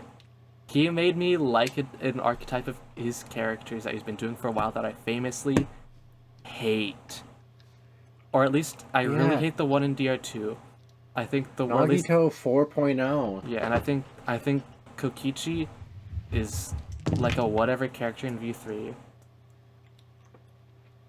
I liked Kokichi. Nagito is like, I just kind of gave in and just let it Nagito wash over me because I feel like that's the best way to like not be upset the whole time you play DR2. Yeah. I actually do genuinely like Kokichi though. I think Kokichi is very clever. I think he's not like cleverly written character. I feel like himself is very clever in a way that I enjoy. Yeah, like I don't know if I'd say I dislike Kokichi, but it is like I could do without him. But he is. I don't know, man. It's been a while. It's been years since I played V3, and like I don't know. It's one of those things, especially re-fandom stuff with Kokichi, and I'm like, okay, we don't have to go here, cause like But he did it. Eito is one of the best to have ever done it. Kodaka made me buy into the Yao. I bought in hard, cause it's so plentiful. We haven't mentioned And explicit. chess yet. Who? We haven't mentioned chess.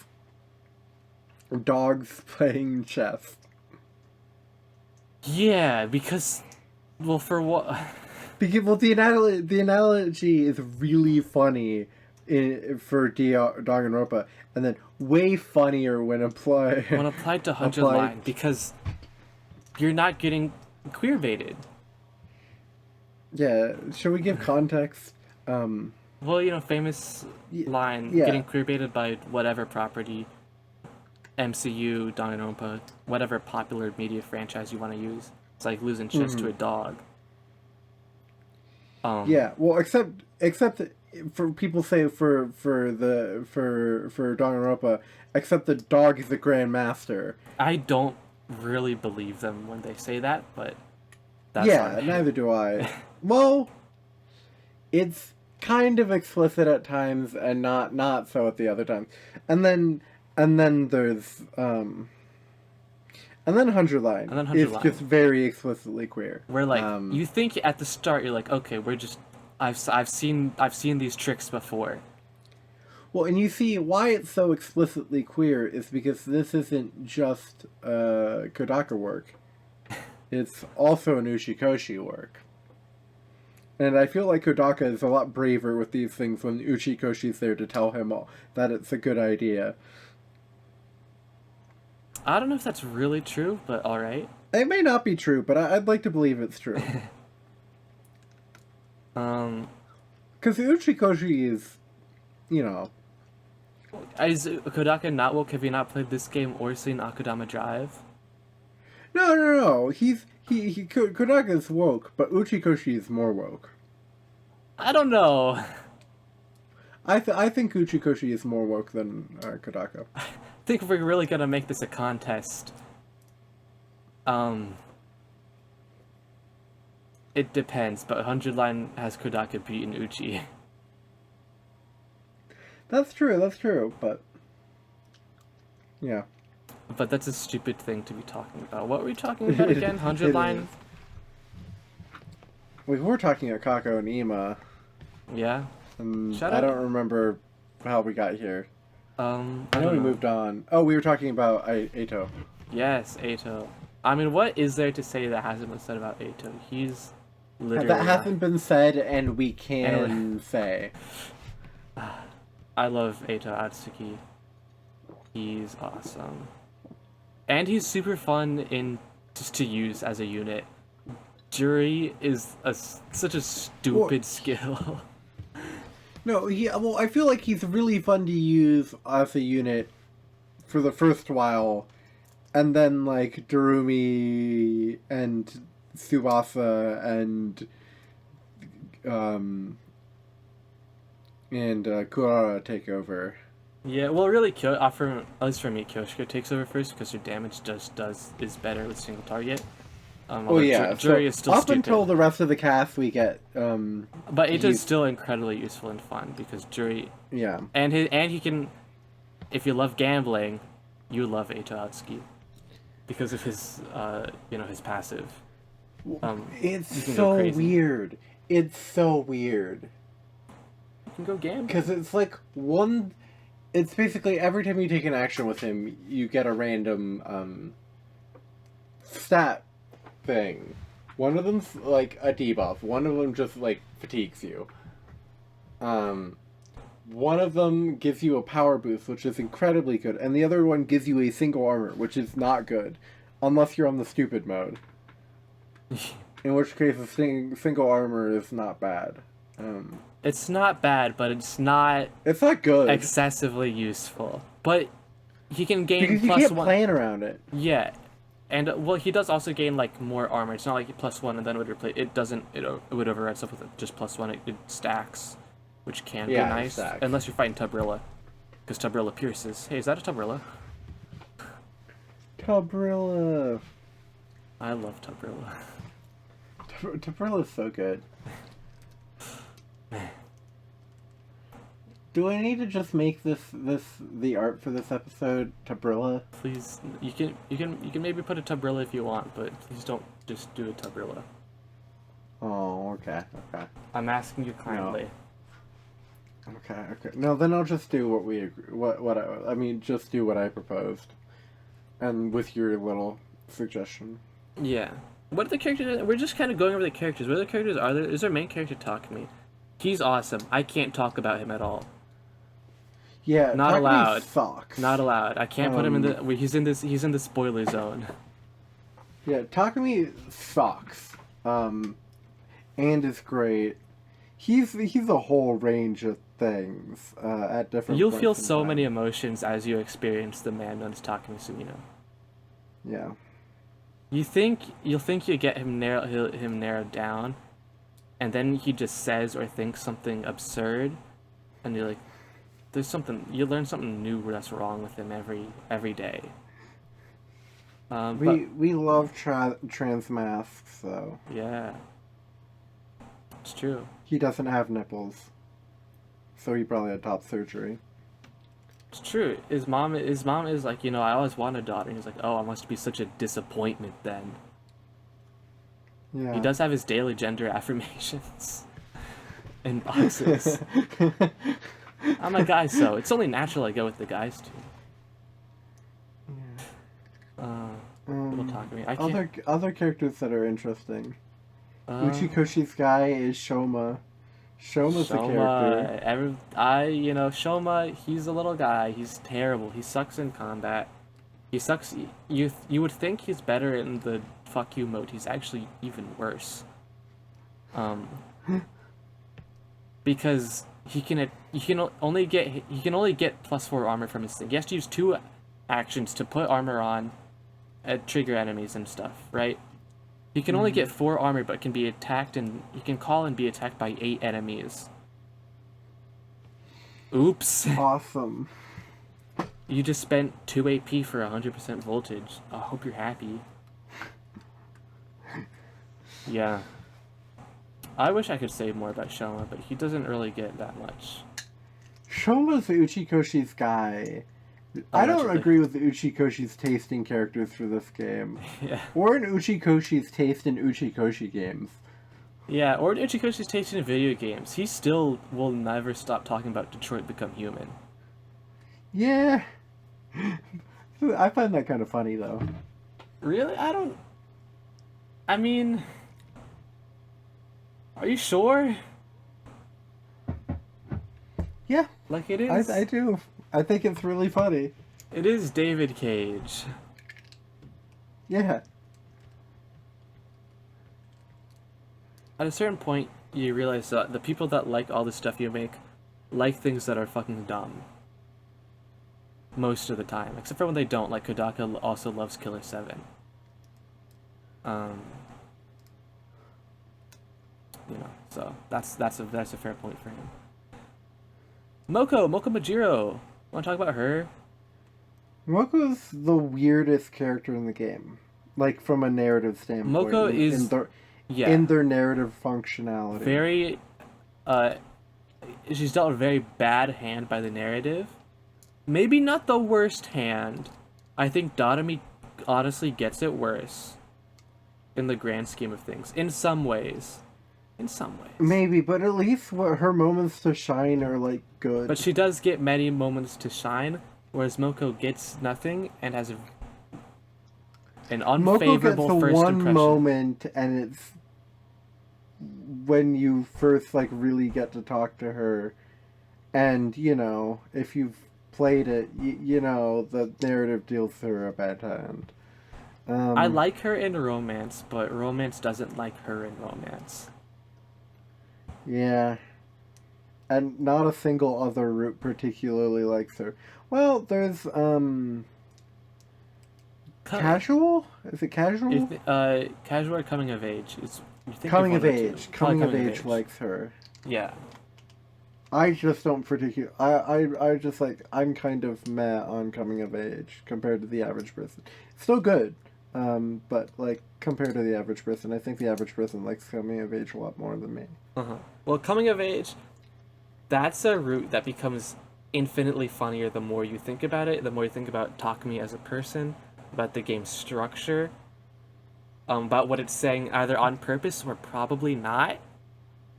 And when considering the route names, which are just, like, completely, they're unrelated to what you've done so far and just have an implication of what happens after they end, but the implications are deeply weird. I don't know what you're Not talking about necessarily. anymore, but okay. I'll DM it to you because I don't want to say. It's called Coming of Age because it's like a coming of age story. That's what it's called. Here, you can have one 4-letter word. You're thinking of... Isn't that in Coming of Age? I'm pretty sure that's one of the Coming of Age. No, that's Conspiracy. That's the last Conspiracy ending you're thinking of. Really? I thought that was Coming of Age. Okay. Do you not remember what... You don't remember what Coming of Age is, do you? No, I do. I just don't remember what the roots are called. I do, I promise. Moko isn't in Conspiracy, like, at all. Correct. Like the average route. Yeah. No, I'm thinking of the one that Moko's actually in. Which is Coming of Age, but I don't know where you got that from. I don't know. I thought for some reason I thought that was the name of of one of them. Never mind. No. What are the names of those? Well, it has 4 endings. 2 of them are bullshit. And then the real Yes. ones are Best Friend and Bittersweet Youth. Oh, that's right.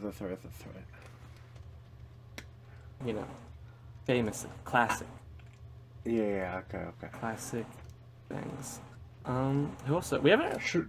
This Tsubasa exists. Hey, Tsubasa. Bye, Tsubasa. Tsubasa's maybe the funniest character in the game, for a number of reasons. That's not true. For a number of reasons.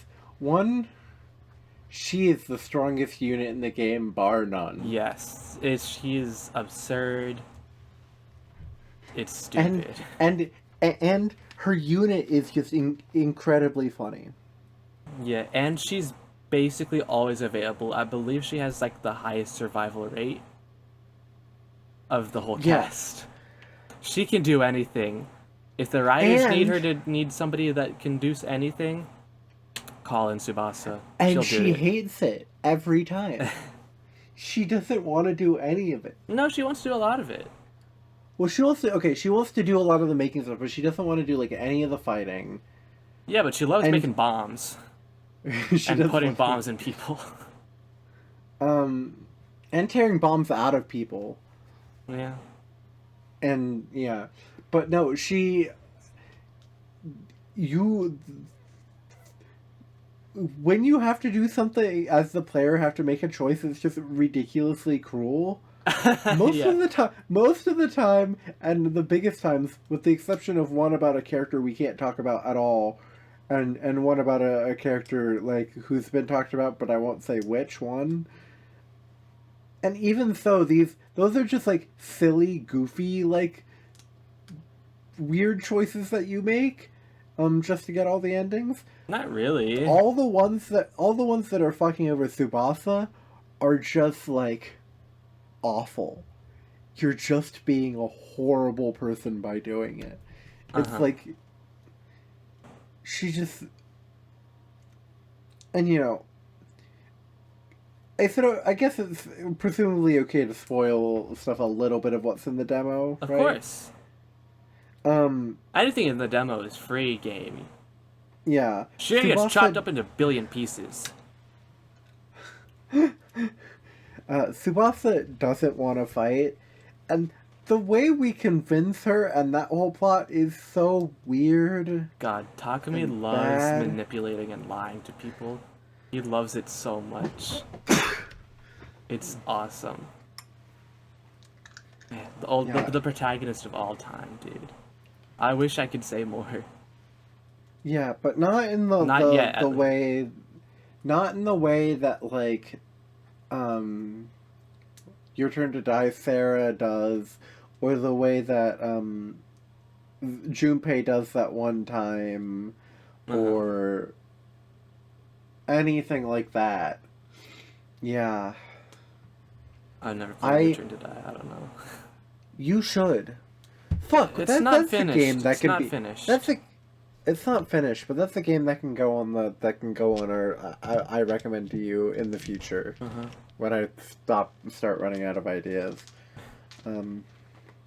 If we're still doing this in a bit, You could say anything could happen, anything could happen. including a very We're large about to thing be- that will disrupt our schedule. Yeah, a very large time zone difference. And university. Going back to it. Oh yeah, I guess that too, but Just in that's not general. as important as the other part. Yeah, the other part. Man, I think I don't that's know, the squad. I don't know. Just the way the game treats Tsubasa is funny and weird. Who haven't we talked about? I think that's well, we haven't talked about just, really Sirei or Nigo. Sirei is awesome because he's terrible, but he's like, what if Monokuma got to be like a real character, like a person, like an actual character, especially And- independent of like yeah. and had. Excuse me, I'm tired. And had like the most banging theme. Yeah. Editor put it in here. For him, for this fucking, for the spoiler second scenario 5, 4, 3, 2, 1. Just give it like or like just like give it like 10 seconds from now for the will of Benjamin Netanyahu. God, what a guy. Okay, you're free now. You can come back. I mean, God, And then Nigo's Nigo's- just funny. Nia's really funny. I like that they made him. I like that he's woke. Yeah. I really there is do. there's a route that we haven't mentioned once that's worth talking about, maybe. Okay, which one? Which one do you want to talk about? Comedy. Okay, what about comedy you want to talk about? Oh, I'm not sure. I just, to this day, I'm still not... What is the intent behind comedy? It's in the name. Is the intent comedy? Because if the intent's comedy, they really fucking failed. Not always. Like- We're the two people on this earth that found the fish stuff funny. Because nobody else seems to like it. But I, for one, appreciated the fish race war. The fish stuff is funny. I don't think it would have been funny if it weren't for Koara's existence. It's a really good bit. I can't lie. It is a really good bit, and I don't think it would be good otherwise. And then there's the other bits of comedy. I think. What is the point of like slapstick and like, do you know the point? Yes or no? Hey, like, when you say, one of those, I don't remember which one. I think it's for that ending, and you get, the bit at the end with Sire. That's fucking funny. It's funny as hell. It's a good bit. I didn't like it. What? No, I didn't like it. No, you're lying. You thought it was funny. I didn't think it was funny. Yes, you do. I didn't like it. And I didn't like everyone randomly exploding and stuff. Not everyone, just Takumi, and it's also funny. Because the dub saves it. It's not funny. Because the dub line reads are so good, I don't really care about the material. I care a little bit about the material. Also, and you like it. You like the rap scene. The rap scene's awesome. No, I hated the rap scene. No, you don't, Owen. No, you don't. No, I hated it. It was deeply uncomfortable. In a bad way. No, it's awesome. Not uncomfortable in a good way. No, Fish was good. Fish was good. The rest of comedy I hated. Do you get the point, Jaden? What do you mean, do I get the point? The point is that it's funny, and, it's occasionally funny. No, but, in the context of the game, if you were Takumi, did you understand? Do you understand why? What are you asking me? What do you mean, do I understand? Do you not remember? Two of the comedy endings are... Well, yes, it's that. Because you're asking... Yes, Do you understand? Yeah. Okay. I still don't. We shouldn't have done it all at once. I think if you spread it out, it's even better. Makes it sound like it's great. I'm not a comedy lover. I just think it's a little overhated. No, I liked the fish heads. I just didn't like the rest of comedy. Yeah. In a similar vein, Casual is awesome. The more I think about it, I was a little upset when I got it, when we first got it, because I think the choice is kind of nonsensical. Not nonsensical, but a little whatever. But actually doing the route and just thinking about it more, Casual's fucking awesome. It's funny as hell. Not even just like the writing, the jokes are funny. Some of them are, some of them aren't. But the ideas, and the more you think about it, once you understand the game, you're they were on something here. Yeah. I similarly have two routes that I think are deeply underrated. Okay. And that is Mystery and SF. I like them a lot. And people are they're fine. A lot of people like them. A lot of people really like them for wrong reasons, I think. That's what I would say. A lot of people... Do I like them for the right reason? I don't know why you like them. I just find Mystery deeply compelling. And I've got my favorite character in the game that I can't talk about. Yeah, you do. With the most based drip in the game that even you have to agree about. It's a pretty good fit. It's a pretty sick fit. Yeah. Man. But I want that fit. The Mystery is just kind of nothing. It's not nothing, but it's a little bit nothing. Slasher is maybe better, but Slasher is the best. Slasher is not the best. Slasher is okay. It's not okay. Slasher It's is actually like pretty the good. third best. No, not at all. For me, it's very much like. It's very much like Like, KG, second scenario, then mystery, or then slasher, then mystery. Like those are like my four. I really like them. I like the stuff that Uchikoshi maybe didn't explicitly write, but had his hand in like quite heavily because they were like all related to his stuff. You know? yeah. But I don't know, Yeah. mystery. I do appreciate that it doesn't completely waste your time because you just are out for large chunks of it. That's a pretty good thing.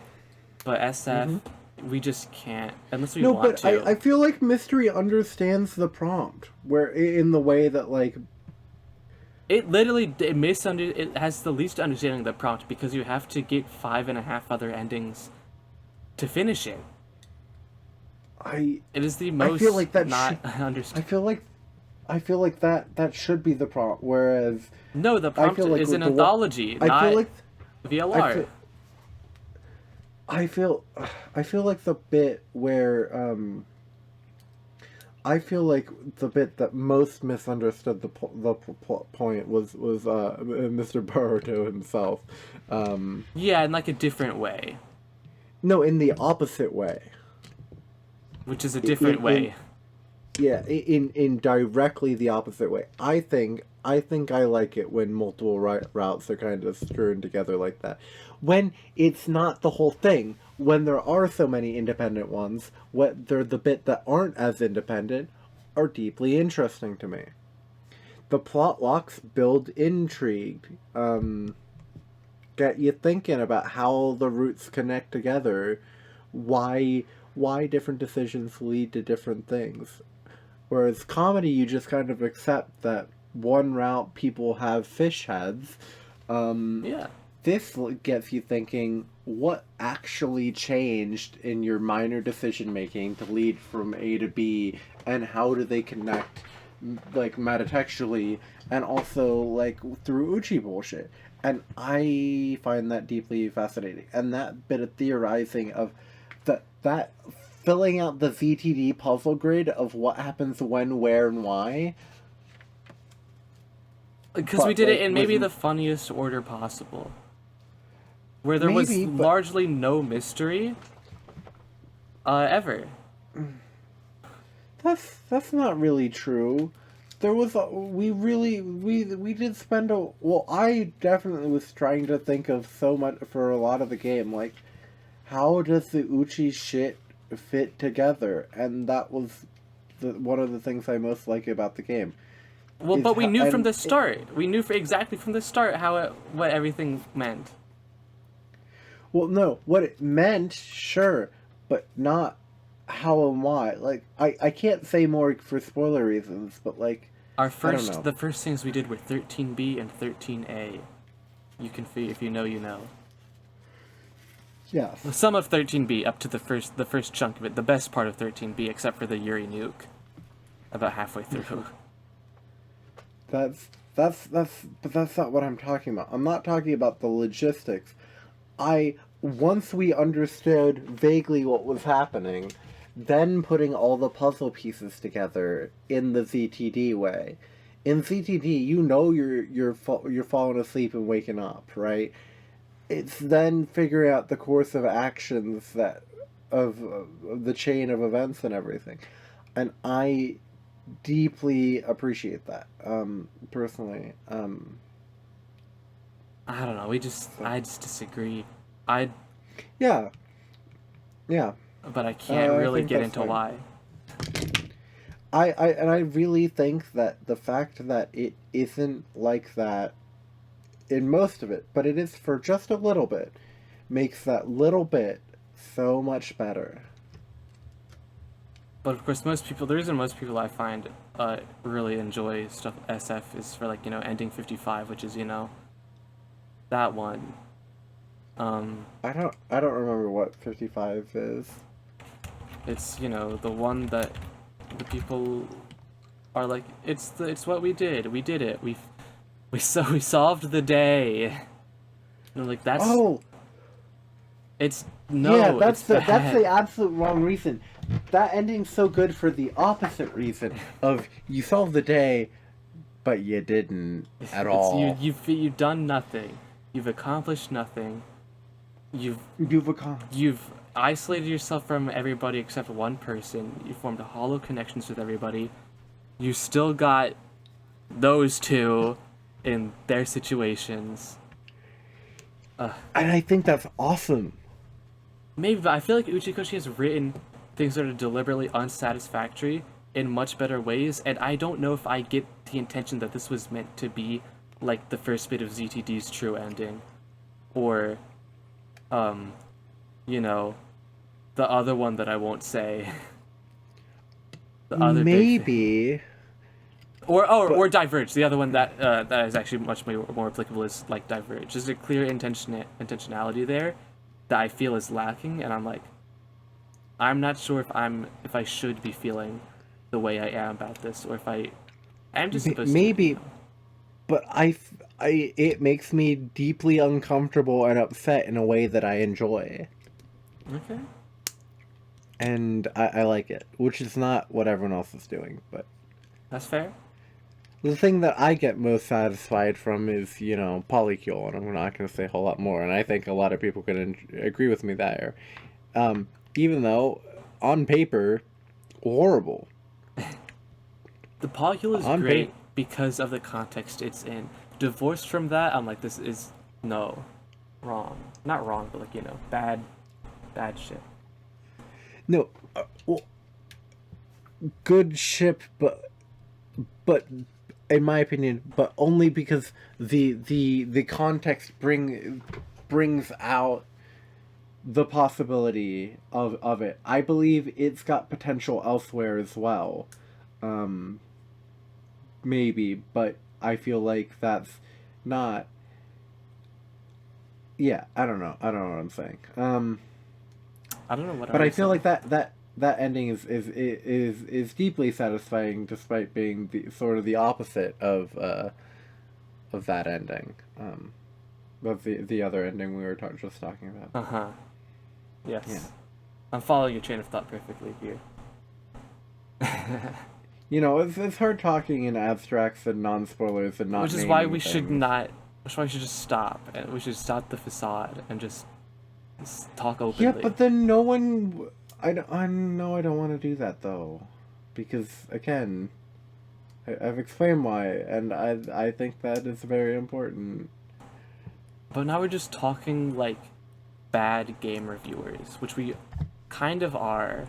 But like, We are. That's exactly what we are. But also, we hit the 2 hour mark, so I think. I think anything where we're just talking about specific wrestling stuff, I don't think that's. I think we sort of hit our quota here, unless you got anything in particular interesting to say in this department, and then I think we should move on to other elements of the game that are less spoilery. I don't really know what you mean, but sure, we can move on. Yeah. So, music slaps. Yeah, music's good. Music's A pretty lot of solid. it is like directly stolen from V3. Stolen Danganronpa is a V3. strong word when it's his own music. It's his own music, but I don't think he owns it. He might, because as a lot of what I've seen with Japanese game composers specifically, or at least some of them do own their own music, and it doesn't go to the studio. Unlike, So a studio can so they can sell it out to multiple studios. I don't know. I don't know. Well, that's kind of the case here. I get it. It's kind of funny to me. I didn't say the music slaps. To be clear, it is just a lot of it is literally just music from V3 with tiny changes. And that with all, and then those changes are used as the baseline, and then they just keep getting more changes as you do new things. Because there's just the game just Yeah. keeps, the whole soundtrack just each song has a billion, not a billion, but like 3 or 4 variations. And it's like, oh, the whole soundtrack just changes at a certain point in the game, permanently, but not in like a major way, but just like going back to the start of the game, like, oh yeah, this is different. Well, and then there's one thing where the soundtrack changes temporarily. Yes. Day 69. Day 69. But only some of the time, unfortunately. I think just twice. Very possibly. No. That's a different thing. That hope it happens just twice on day 50. The day 69 thing pops up like a few places that you wouldn't expect. I only remember it first time, and some of the Uchikoshi stuff has day 69. I know KG has it. I don't, or 15A. I don't remember about 15B or 13A. I don't remember specifically, but I definitely remember a couple random routes had it, including at least one of the meta text or meta plot, Uchikoshi meta plot ones. Sure, bud. Yeah. Character designs. I know We you already mentioned talked it about earlier, this. but I never actually said my big thing. Okay, yeah. Once I saw everyone in combat uniform, I was a lot more chill with their character designs. Yes. Yeah, you were. Yeah. I don't think you were. I don't think that was a path that you crossed, but it definitely was for me. What do you think of the enemy designs? Because the enemy designs... I love them. I love Tabrilla. Or Sambo. Tabrilla, but then what about the commanders? Like, the commanders are sick. Both their big form and their low form. Yeah, like, yeah. They're interesting choices. What about French? What is your opinion on the French? I don't know, because I've now had to hear the French in 2 different languages. You've had to hear the French in Japanese and English. Yes. I like the French. Don't take that out of context, buddy. Listen. You don't get a lot of time with the French. I may or may not have made a marker for this point, so I can clip that, put it on a soundboard. No, I wouldn't. That's too much effort. Yeah, I know you would. I know you. I'd go through stupid amounts of effort for goofy shit, but not that. Let's go.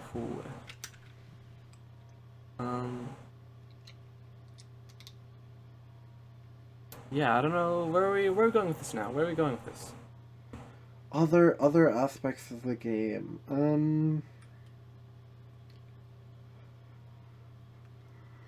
know. I feel like we just talked around the game. Or it said, yeah, I really like it. I can't say why, though. Or saying why in such stupid, roundabout ways. I feel like that was always gonna be how this was, though. Maybe. If because of the nature of what we are and who our audience is. We could just say it. We could just say the stuff. I don't want to. We always spoil every other game we talk about. Yeah, but this one's different. It is different. Yeah. Well, and I think a lot of the more interesting stuff for the time being is a lot of the... We talked about a lot about character stuff. And I think we talked a lot about some of the more interesting character stuff. Yeah. I mean, a lot of the stuff that I came away really liking is just in Kodaka hell, right? Kodaka spoiler hell. But it's like... But that's like... Oh, your favorite stuff is the most spoilery of the spoilery stuff about what's impactful about this game. Yeah. And it's not the stuff that I like. That's just incomprehensible Uchi bullshit that I could talk about and you still wouldn't understand. Like, it's, you know. I don't know, I think I understand. I just think I've seen him do more interesting things, or at least things of these ideas. I don't think he went far enough. Fair enough. Because he couldn't. Because he had to both write his two roots and also manage the whole, all the other writers. Manage 98 more. Yeah. Well, I mean, that's why I think slasher and mystery are peak. What about Calamity? That's the other big one. Well, I don't like Calamity as much. I mean, I don't either. But that's more because I think it has more structural issues than the other two. Yeah. Yeah. As you can read all about in my essay that will be releasing sometime. I don't know. Maybe never. Maybe I'll never finish it. Maybe. Because the 100 line is just that kind of game. Mm-hmm. But also, I feel like your essay's a really good spot for a lot of the more spoilery. Yeah, but then it's not like a discussion. It's just it is actually a discussion. I've made a point in the part you can skip of the comments are enabled. If I post this anywhere and you have thoughts and want to strawman me, I'll put comments there. I might read them. Yeah. Yeah. Yeah. It's a game. Shout out to, I feel like we gotta talk about this because we talked about how we thought the beginning was kind of whatever, and then we started liking it. We played the whole day 60. I would say starting day 61 or 63 through day 100 one sitting. Well, not one sitting, one day. We took a break for food. Yeah. Well, this was. I claim no ownership in why we did this. You could have stopped. You could have been like, it's like 2. We ended at 2:30 a.m. We started at like 6. Sunk cost fallacy, man. I'm a big proponent of why you should ignore the fact that it's a fallacy and do the fallacy. Yeah. Yeah, I'm very big on sunk cost. Yeah. When this game gets you, it gets you. It's that whole. I think the first time a player reaches the credits is still one of the best moves I've seen either of them pull. Yeah, I say either of them like it wasn't like Kodaka isn't the credited writer, but like and as everything like it just hits. And also, I said it before. We were talking about the music earlier.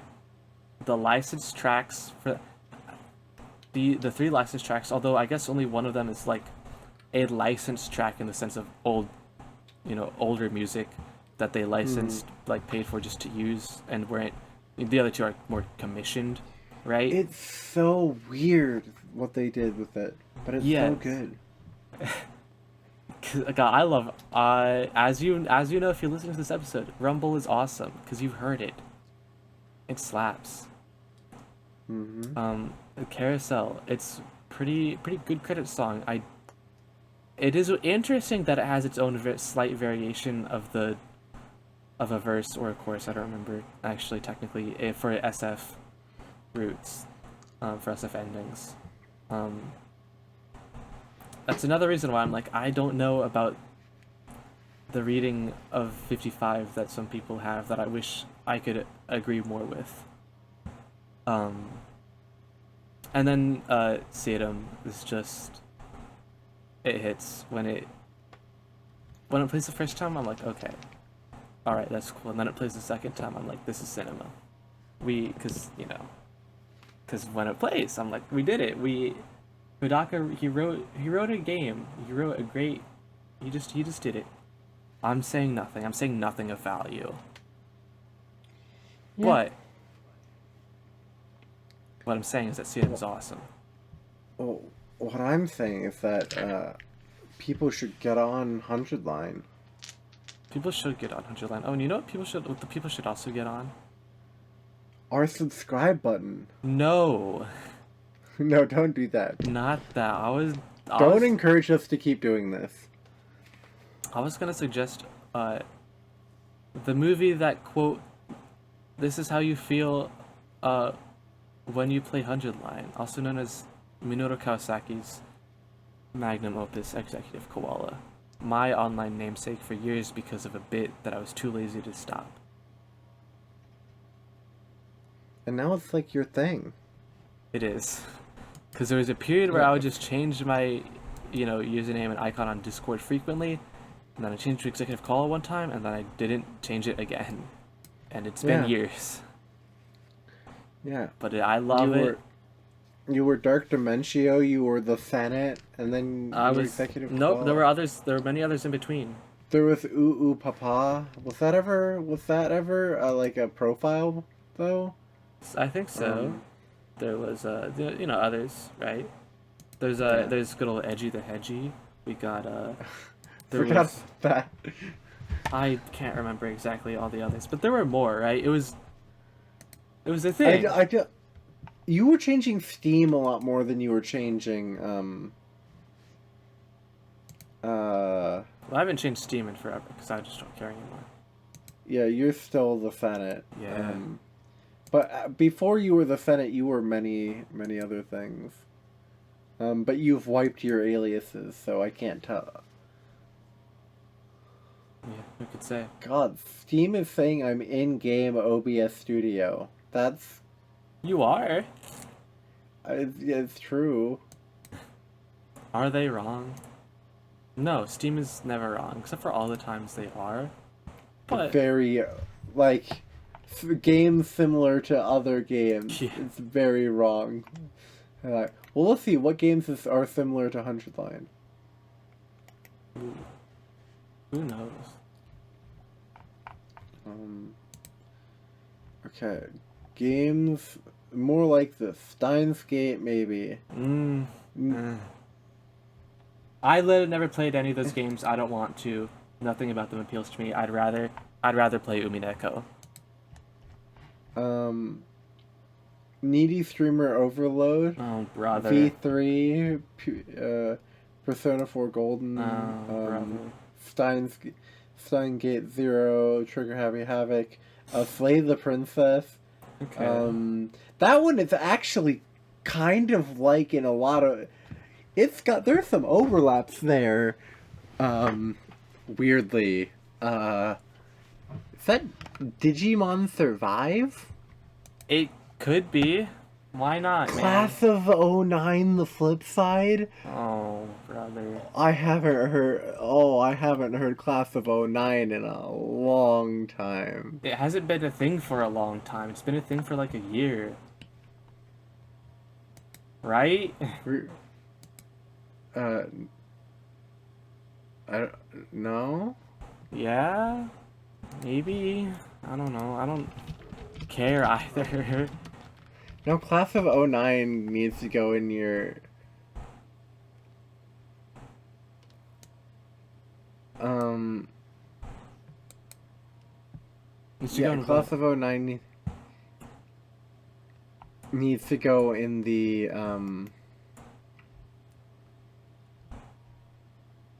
In the what, buddy? What are you... in the description. In the It list of is. games. I have it. I have it written down. Yeah, that's really cursed. Who, oh god, whose all fault those is that? games I mentioned. Yeah, it was released in 2021, and then I didn't really hear a lot about it. Yeah, I couldn't tell you. I don't really know what it is. I don't care. Don't tell me. Class of '09 isn't a dating sim, it's a rejection sim. Oh, and we're here to talk about Executive Koala, the film that we just watched a day ago, not Class of '09. We could. But also we have been going for... A little over 2 hours, but about it. A bit over 2 hours, and it's past midnight, and I do have work in the morning, so... And what was it? Choose a topic. What was it you were just saying about sunk cost fallacy? You've sunk in the I- cost. Yeah, I've got, and we're getting a product. We're getting a bad product. This is our worst episode yet. Probably. And it's but, not like- even close. But, like, yeah. Yeah. Well, what I was about to say. Choose a topic, and, like, that's the final topic, probably. Like Executive Koala, which is Yeah, very okay, relatable okay. 200 line. Yeah. Yeah, uh-huh. Are you gonna make me do all the legwork here? Yeah, okay. Executive Koala is it's a movie. It is a movie. It's a movie you should watch if you haven't. You, the listener. you It's ha- free on YouTube. Illegally, Except you have watched it, unless you are a specific one of our viewers, in which case, I don't know, you can watch it. Like, it's funny. But That's rude. The viewer in question, I don't think he would enjoy it very much. It is maybe the most entertaining movie of all time by volume. By volume? Yeah. Like solid volumes or fluid volumes? Mostly Or solids. gaseous volumes. Okay. It's you Okay. know. It's great.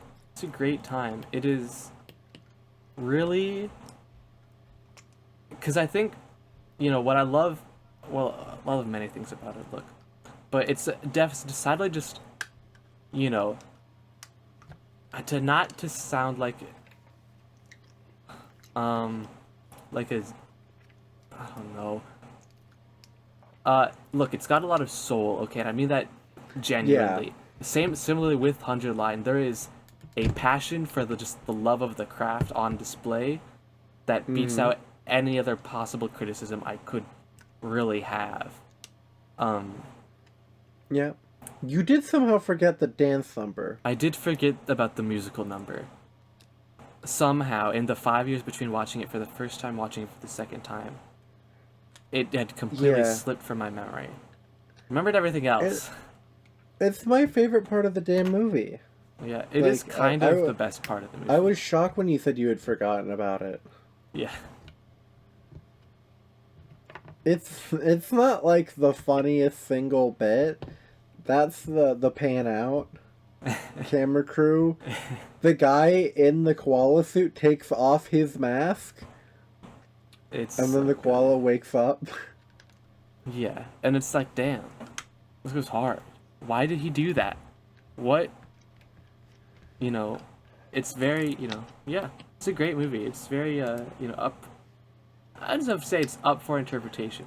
Because we were talking about it last night, because we watched it with a large group of people.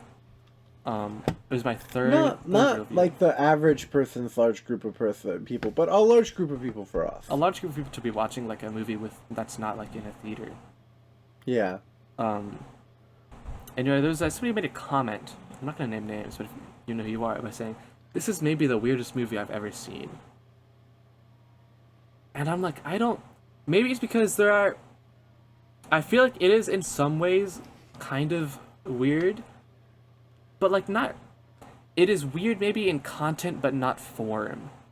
I think in the form of the thing, it's a very well-produced and straightforward film. Just watching A to B. A lot of weird things that might happen in it, but you can just watch it and get it. It's not Dogtooth, or that's not even that weird. It's not. Oh man, what's the movie I? See, I don't actually know many weird things. People might think I know weird things. I don't. I just know good things that happen to people might think are weird. But I don't ever want to sound like pretentious or like a gatekeeper, because I'm very much not a gatekeeper. Firstly, I love spreading the word of Executive Koala. and other stuff that I also love that people. Except when I tried to thread the word. Yeah. Yes, exactly. But like, you know, I played Killer 7 for the first time, and now I'm like, dude, if you like art, you've gotta play Killer 7. Again, Killer 7, not that weird, despite what people might say. Well, I will say, you know. weird movie that I like are Children Who Chase Lost Voices. Now that's a weird movie.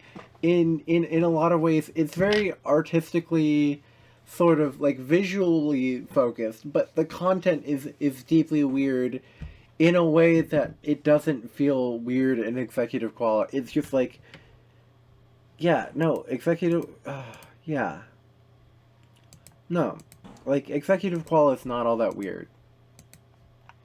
Yeah, like, because I was talking about, because I've also watched Eraserhead recently, and that is, it is both weird in content, but it's also much weirder in form, just trying to watch Yeah. it and understand, like, the plot and the logistics and the characters, and also just, like, the way sequences of events are portrayed and depicted. It's a much more, you know, it's doing a lot in just a formalist sense of how a film is constructed. Mm-hmm. Or is very, you know, Well, it's very lovingly dedicated to its internally genres. coherent, and very, I don't, yeah. Yeah, I don't know. Have you ever seen Children Who Chase Lost Voices? I've never heard of it. You have, because I've talked about it. Well, okay, sure. But yeah, it's by the it's by the 5 centimeters per second. Oh, it's the Makoto Shinkai movie? Oh, for fuck's sake, you can't be calling a Shinkai movie weird, bro. You're about to lose all your... No, no, no, this is nothing like the other ones. I promise. I think God's in it. Like from the Bible? God from the Bible? yeah, I think, you know, it starts out very normal, and then, like, you think, oh, okay, kid now in a magic world, except there's a teacher who's maybe going to try, like, sacrifice the kid, and then it gets deeply weird, and then by the end, God is in it. Like, let me send you a picture of God. I'd love to see God. For just one moment. One Yeah, brief glimpse of I the think fella. this is supposed to be like God. Why does he Like look like that? it's like normal, and then God is in it. It does become like a a fantasy political drama for a little while. Like it is a it is a weird movie. Executive qualia is like internally consistent, you know? I don't know. I don't think a Makoto Shinkai movie can, by definition, be weird in form. I don't know if he has it in him. Maybe I I'm just being a promise. hater. You're no known hater. But like, it's the one people don't like. I mean, Chair is weird, but it's just fucking Chair, right? But the movie isn't weird. It's just Chair. Well, nothing. Right? Oh, nothing you're saying is making it sound weird in form, just a little weird in content, which is fine.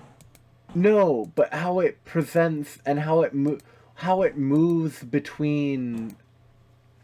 No, how it moves between, like, okay, it seems like very Ghibli-esque. Kid, very like Spirited Away. Kid goes into magic place with like magic stuff, and then it what it does from there is it like genre shifts several times before it loses itself entirely, and then God's there. Right? Like, that's like, it's not genre. Like, it just breaks apart. Like, it just moves between things that doesn't make a whole lot of sense for it to be before finally giving up on trying to be anything, and then God is there. Like, I would consider that weird in form, even if, like, just in how that tells the story is weird to me, right? Like, because it isn't trying to be like a thing and then it sticks to that thing. Executive Koala is trying to be a thing and it does that thing, right? It has many genre shifts. It has many genre shifts, but they're all like internally coherent, to me at least. Whereas Children Hear Lost Voices is not. Okay. I don't know. Anyway. Yeah. But like, the thing that I like about Executive Koala is, and also, 100 Line, also like, hey, well, here, let's talk about Tsukumajuku, right? Not really, but like, in many ways, Tsukumajuku is just like Executive Koala. Yeah. Sure. Especially if you haven't finished reading it. Okay. Yeah. No, I said sure because, like, that's a perfectly understandable thing for it to Like, be. the thing that I, like, love most at their core, right, about them, and a lot of these works, and also, let's also bring, some, like, Killer Samurai, it's just, you just have to, like, surrender yourself to the art, and have as much faith in the author that the author is putting into you, Yeah. to just appreciate it. I think there's a lot of that in 100 Line. You simply just have to believe in it and engage with it earnestly, and it will give you so much more if you're willing to do that. I feel like Danganronpa's kind of the same way, but it makes it really hard because on one level it's not just that it wants you to have the same level of faith in it as it has in you. It wants you to have way more faith in it than it has in you. It has very little faith in you as like a consumer. Danganronpa, like, very little. In the same way that I feel like all my biggest critiques of Sinners are actually the same thing. I feel like it has very little faith in its audience. And I get that, considering what it's trying to be and how mainstream of a movie it was inevitably going to be. But I think in that way Danganronpa and Sinners are very similar in that it frustrates. They both frustrate me in how much they really want you to trust in it without trusting you as the audience. I'm trying to think what else it does that. CTD just doesn't even try. I don't know if ZTD has trust in itself. Yeah, well, exactly. ZTD doesn't try trust. ZTD just is. For better for worse, ZTD does, it simply is. I think Disco Elysium is very much the same as 100 Line, and I guess Tsukumajuku in that way. I would say. In a way, but I think there's a... Okay. I don't know how to put this difference into words, but I do think there's sort of a more tangible difference there. Okay. But I don't know how I can super get into that without taking a billion years. And also not really forming anything coherent. Not that any of this has been super coherent. No, not that any of this has We're been kind of getting coherent. at something here, but not really. Yeah. Yeah. Art is good when it's good. Yeah. And Are we going to have, like, so anything to say about our next game? Yeah. That we haven't already said? Yeah? We haven't said much about it at all. Our next recording. Yeah, the next game that we have completed. Which is not that's not an next recording. Next thing. Oh, what's our next recording? you know, the video game that is still ongoing. Because Oh, is that the next recording? yeah. Oh boy. Okay. Yeah. So we got lots of that. You did Okay. not listen to the outro of last episode. No, I didn't. Come on. So Put so much work into it. So chat. Chat? We have completed chat. like public audience chat. Don't call him chat, bro. Chat. Okay. Chat collectively, you three people who kind of watch this. So, we have completed another game, but we're not. I guess next episode is not going to be about that. Because at all. Owen is the slowest video game player of all time. I mean, we've said it many times by now. At Fire Emblem, yeah. Yes. Because I'm doing goofy shit, and I'm trying to make myself get away with it. Keep putting yourself in situations and then complaining about situations. The main one I've been complaining about, I don't feel is my fault. It's a little your fault. It's your fault you stuck with the situation. You could have gone back. Sure, but I was just so mad that the game put me in that situation that I needed to find a way, that I needed to force my way out of the situation. Mm-hmm. Like, brute force my way. I think there's a lot to be said about, like, the classic Fire Emblem thing of like, it doesn't really punish you all that much for losing guys, right? Except when it does. Except when it but does. yet it wants you, but like, you want you so bad to keep them all alive, to keep all your little guys alive, Yes. right? Even though it rarely... Genocide is a little different, right? But especially, a lot of times, rarely does it really matter if your one guy dies. Especially a lot of the shitters, like, Yeah. Well, the shitters, like, all my good units are the shitters. Not the shitters. No, not the shitters. The shitters are staying put. Yeah. Corporal? Yeah. Your favorite? Corporal and, well, what's the mage? Arthur? He's, yeah, not Corporal and Arthur. Yeah. But that's a story for another day. Yeah. But yeah, I think there's a lot of interesting things to be said there. Will we have interesting things to say for the episode after that? Because the episode after that, we have completed a game.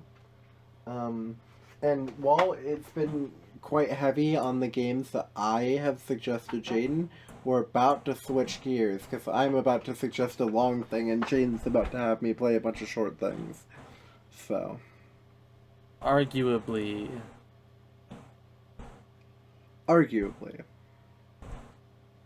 At least more so than what we've been doing. Uh-huh. I'm definitely giving Jaden a much longer thing. Yeah. A much longer thing that I was very surprised to hear. I didn't know how mainstream it really was, and I was very surprised to hear that Jaden was interested in it at all. So we'll get there, and that'll be interesting. We haven't started that yet. I'm sure we will soon. But. Or at least mainstream. I wouldn't. I'm not. It's not mainstream, but it's not mainstream. No, it's a known. It's a pretty known. Quantity. Known entity. Yeah. I just figured that the not to say too much, but I figured the first one was known and the second one was not really known. No. But I'm wrong. Yeah. Anyway, so. No, we can't end it just yet. Because we just well, if we're gonna end it, I don't know if we are. It sounds like we're ending it. We're getting close. We're getting close. We have, with all 100 endings in the 100 Line Last Defense Academy, we ended with about 125.5 hours in the video game. And I sort of ended with 2 more hours than that, I think. because I spent longer in the demo. Okay, yeah. I was like, what do you mean you ended with 2 more hours? You didn't play the game. I was also asleep for Yes. some of the game. And if you would like to understand our route order, we went 13B, its first 2 endings. I don't remember the numbers, but the first 2 of them, I think it's 61 and 62. It might be 60 and 61. But you know, if you know. And then 13A up to the point. And then 15A, also known as KG, also known as the second best thing, also known as the best thing that wasn't Kodaka or Ujikoshi. And then 14A, we did the better half before the worst half. And by the better half, I mean the one with the ending 76 through 73. Yeah. Which is, because like I can't just say, if we're trying to have some veneer of spoiler free for some reason. I don't think it's worked. Then 14B all at once, which we shouldn't have done, and we did fish into the other half as stated. Then we finally took our after 15A we did 15B up to the point. Then on to 10A, classic, everyone's favorite, the people love cult. I don't know why I'm using the chapter numbers when we've already stated most of their names. A little bit back to 11, also known as coming of age. Then we finished off romance, to casual or 8, conspiracy. And then next day we went all the way through to finish off ending 1 and ending 2.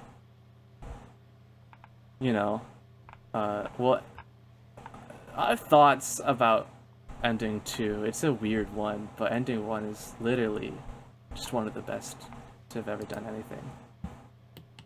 Ending 2 is deeply interesting to me as well. I think it could be interesting if it wanted to if it had a bit more time and wanted to focus in on those parts instead of on the other part. Because sometimes you can't get the Kazutaka out of the Kodaka, you know what I'm saying? Mm-hmm. 12. I'm not saying the name because I'm feeling like it. 6. Serial battles.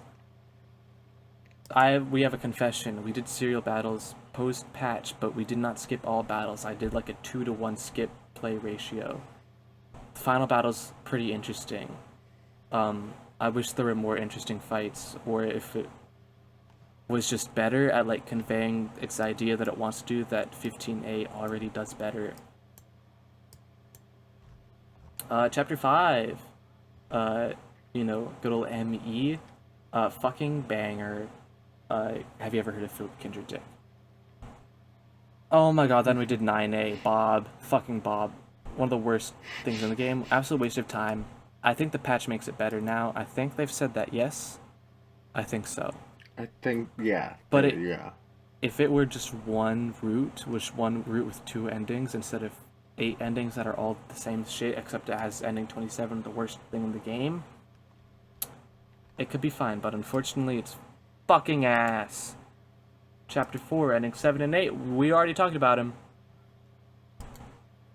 Chapter 3. Yep, we did that one next. I wish it were longer. 10B. It's a cool one. I like it. Oh, and you were asleep for all of it, as I understand. No. Not all of it, but a the chunk end. of it. Yeah. Then, finally we went back to, not back, IS2, 9B, you know, the other one. Better, but I think it's, in a lot of ways, just kind of a worse, half of it is just kind of a worse slasher. And then the other half, I don't think is interesting enough to be as long as it is. I don't know. I enjoyed it. It's good. I like it. I have a tier list. It's up there for sure. But again, I think it's one of those routes where it has 2 halves. Well, first, I think we did the much more interesting half pretty much first. And then also we just did it all. We were, running at the end of the game here. It's kind of just, a little bit of how many times are we going to have to see the same shit, right? Then we went back to finish off 15B. We've already talked about this at length. Finish off 13A, also kind of talked about this at length. And then ending 3, to close it all off. It's one of the best in the game. That's our play order to give us... that's what you want to hear at the end of anything. That's how we played the video game, the 100-line Last Defense Academy. Play it. It's awesome. It's great. It's the best ever. So good. I mean it wholeheartedly. Yeah. That's about it. Do you have any more, Owen? Do you have any final thoughts?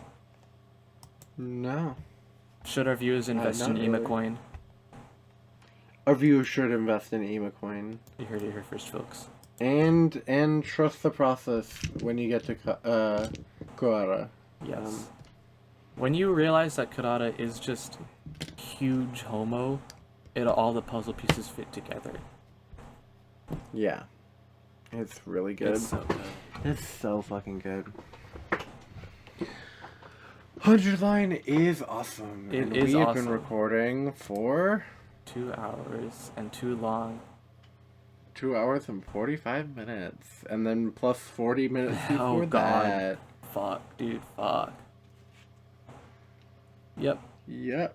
Good. Have fun editing! Yeah. many days 止めどないこの日々だけ好き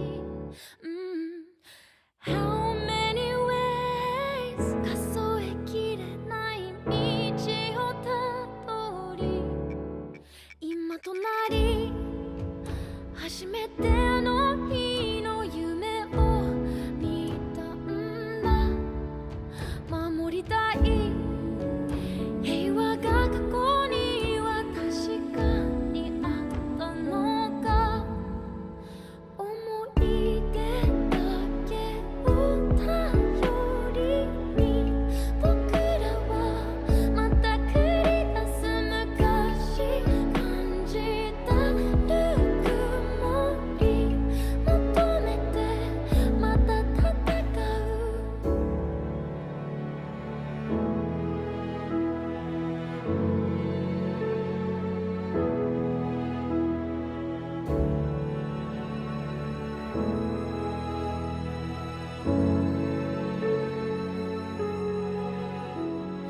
How many days 止めどなく未知な未来目指して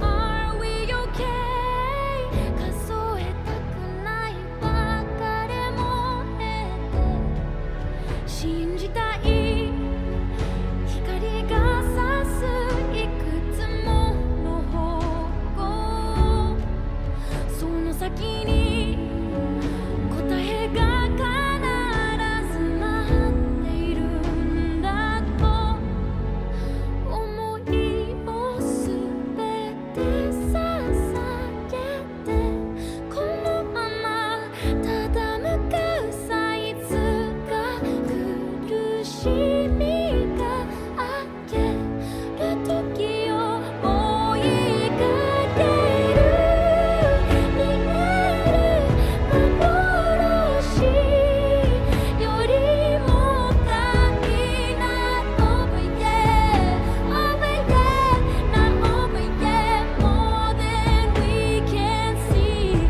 Oh ただ進むしかない自分で探すべきな Over yeah Over yeah It's much more than we have seen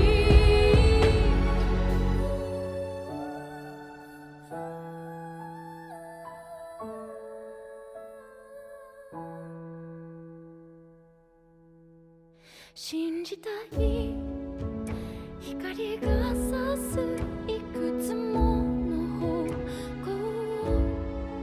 その先に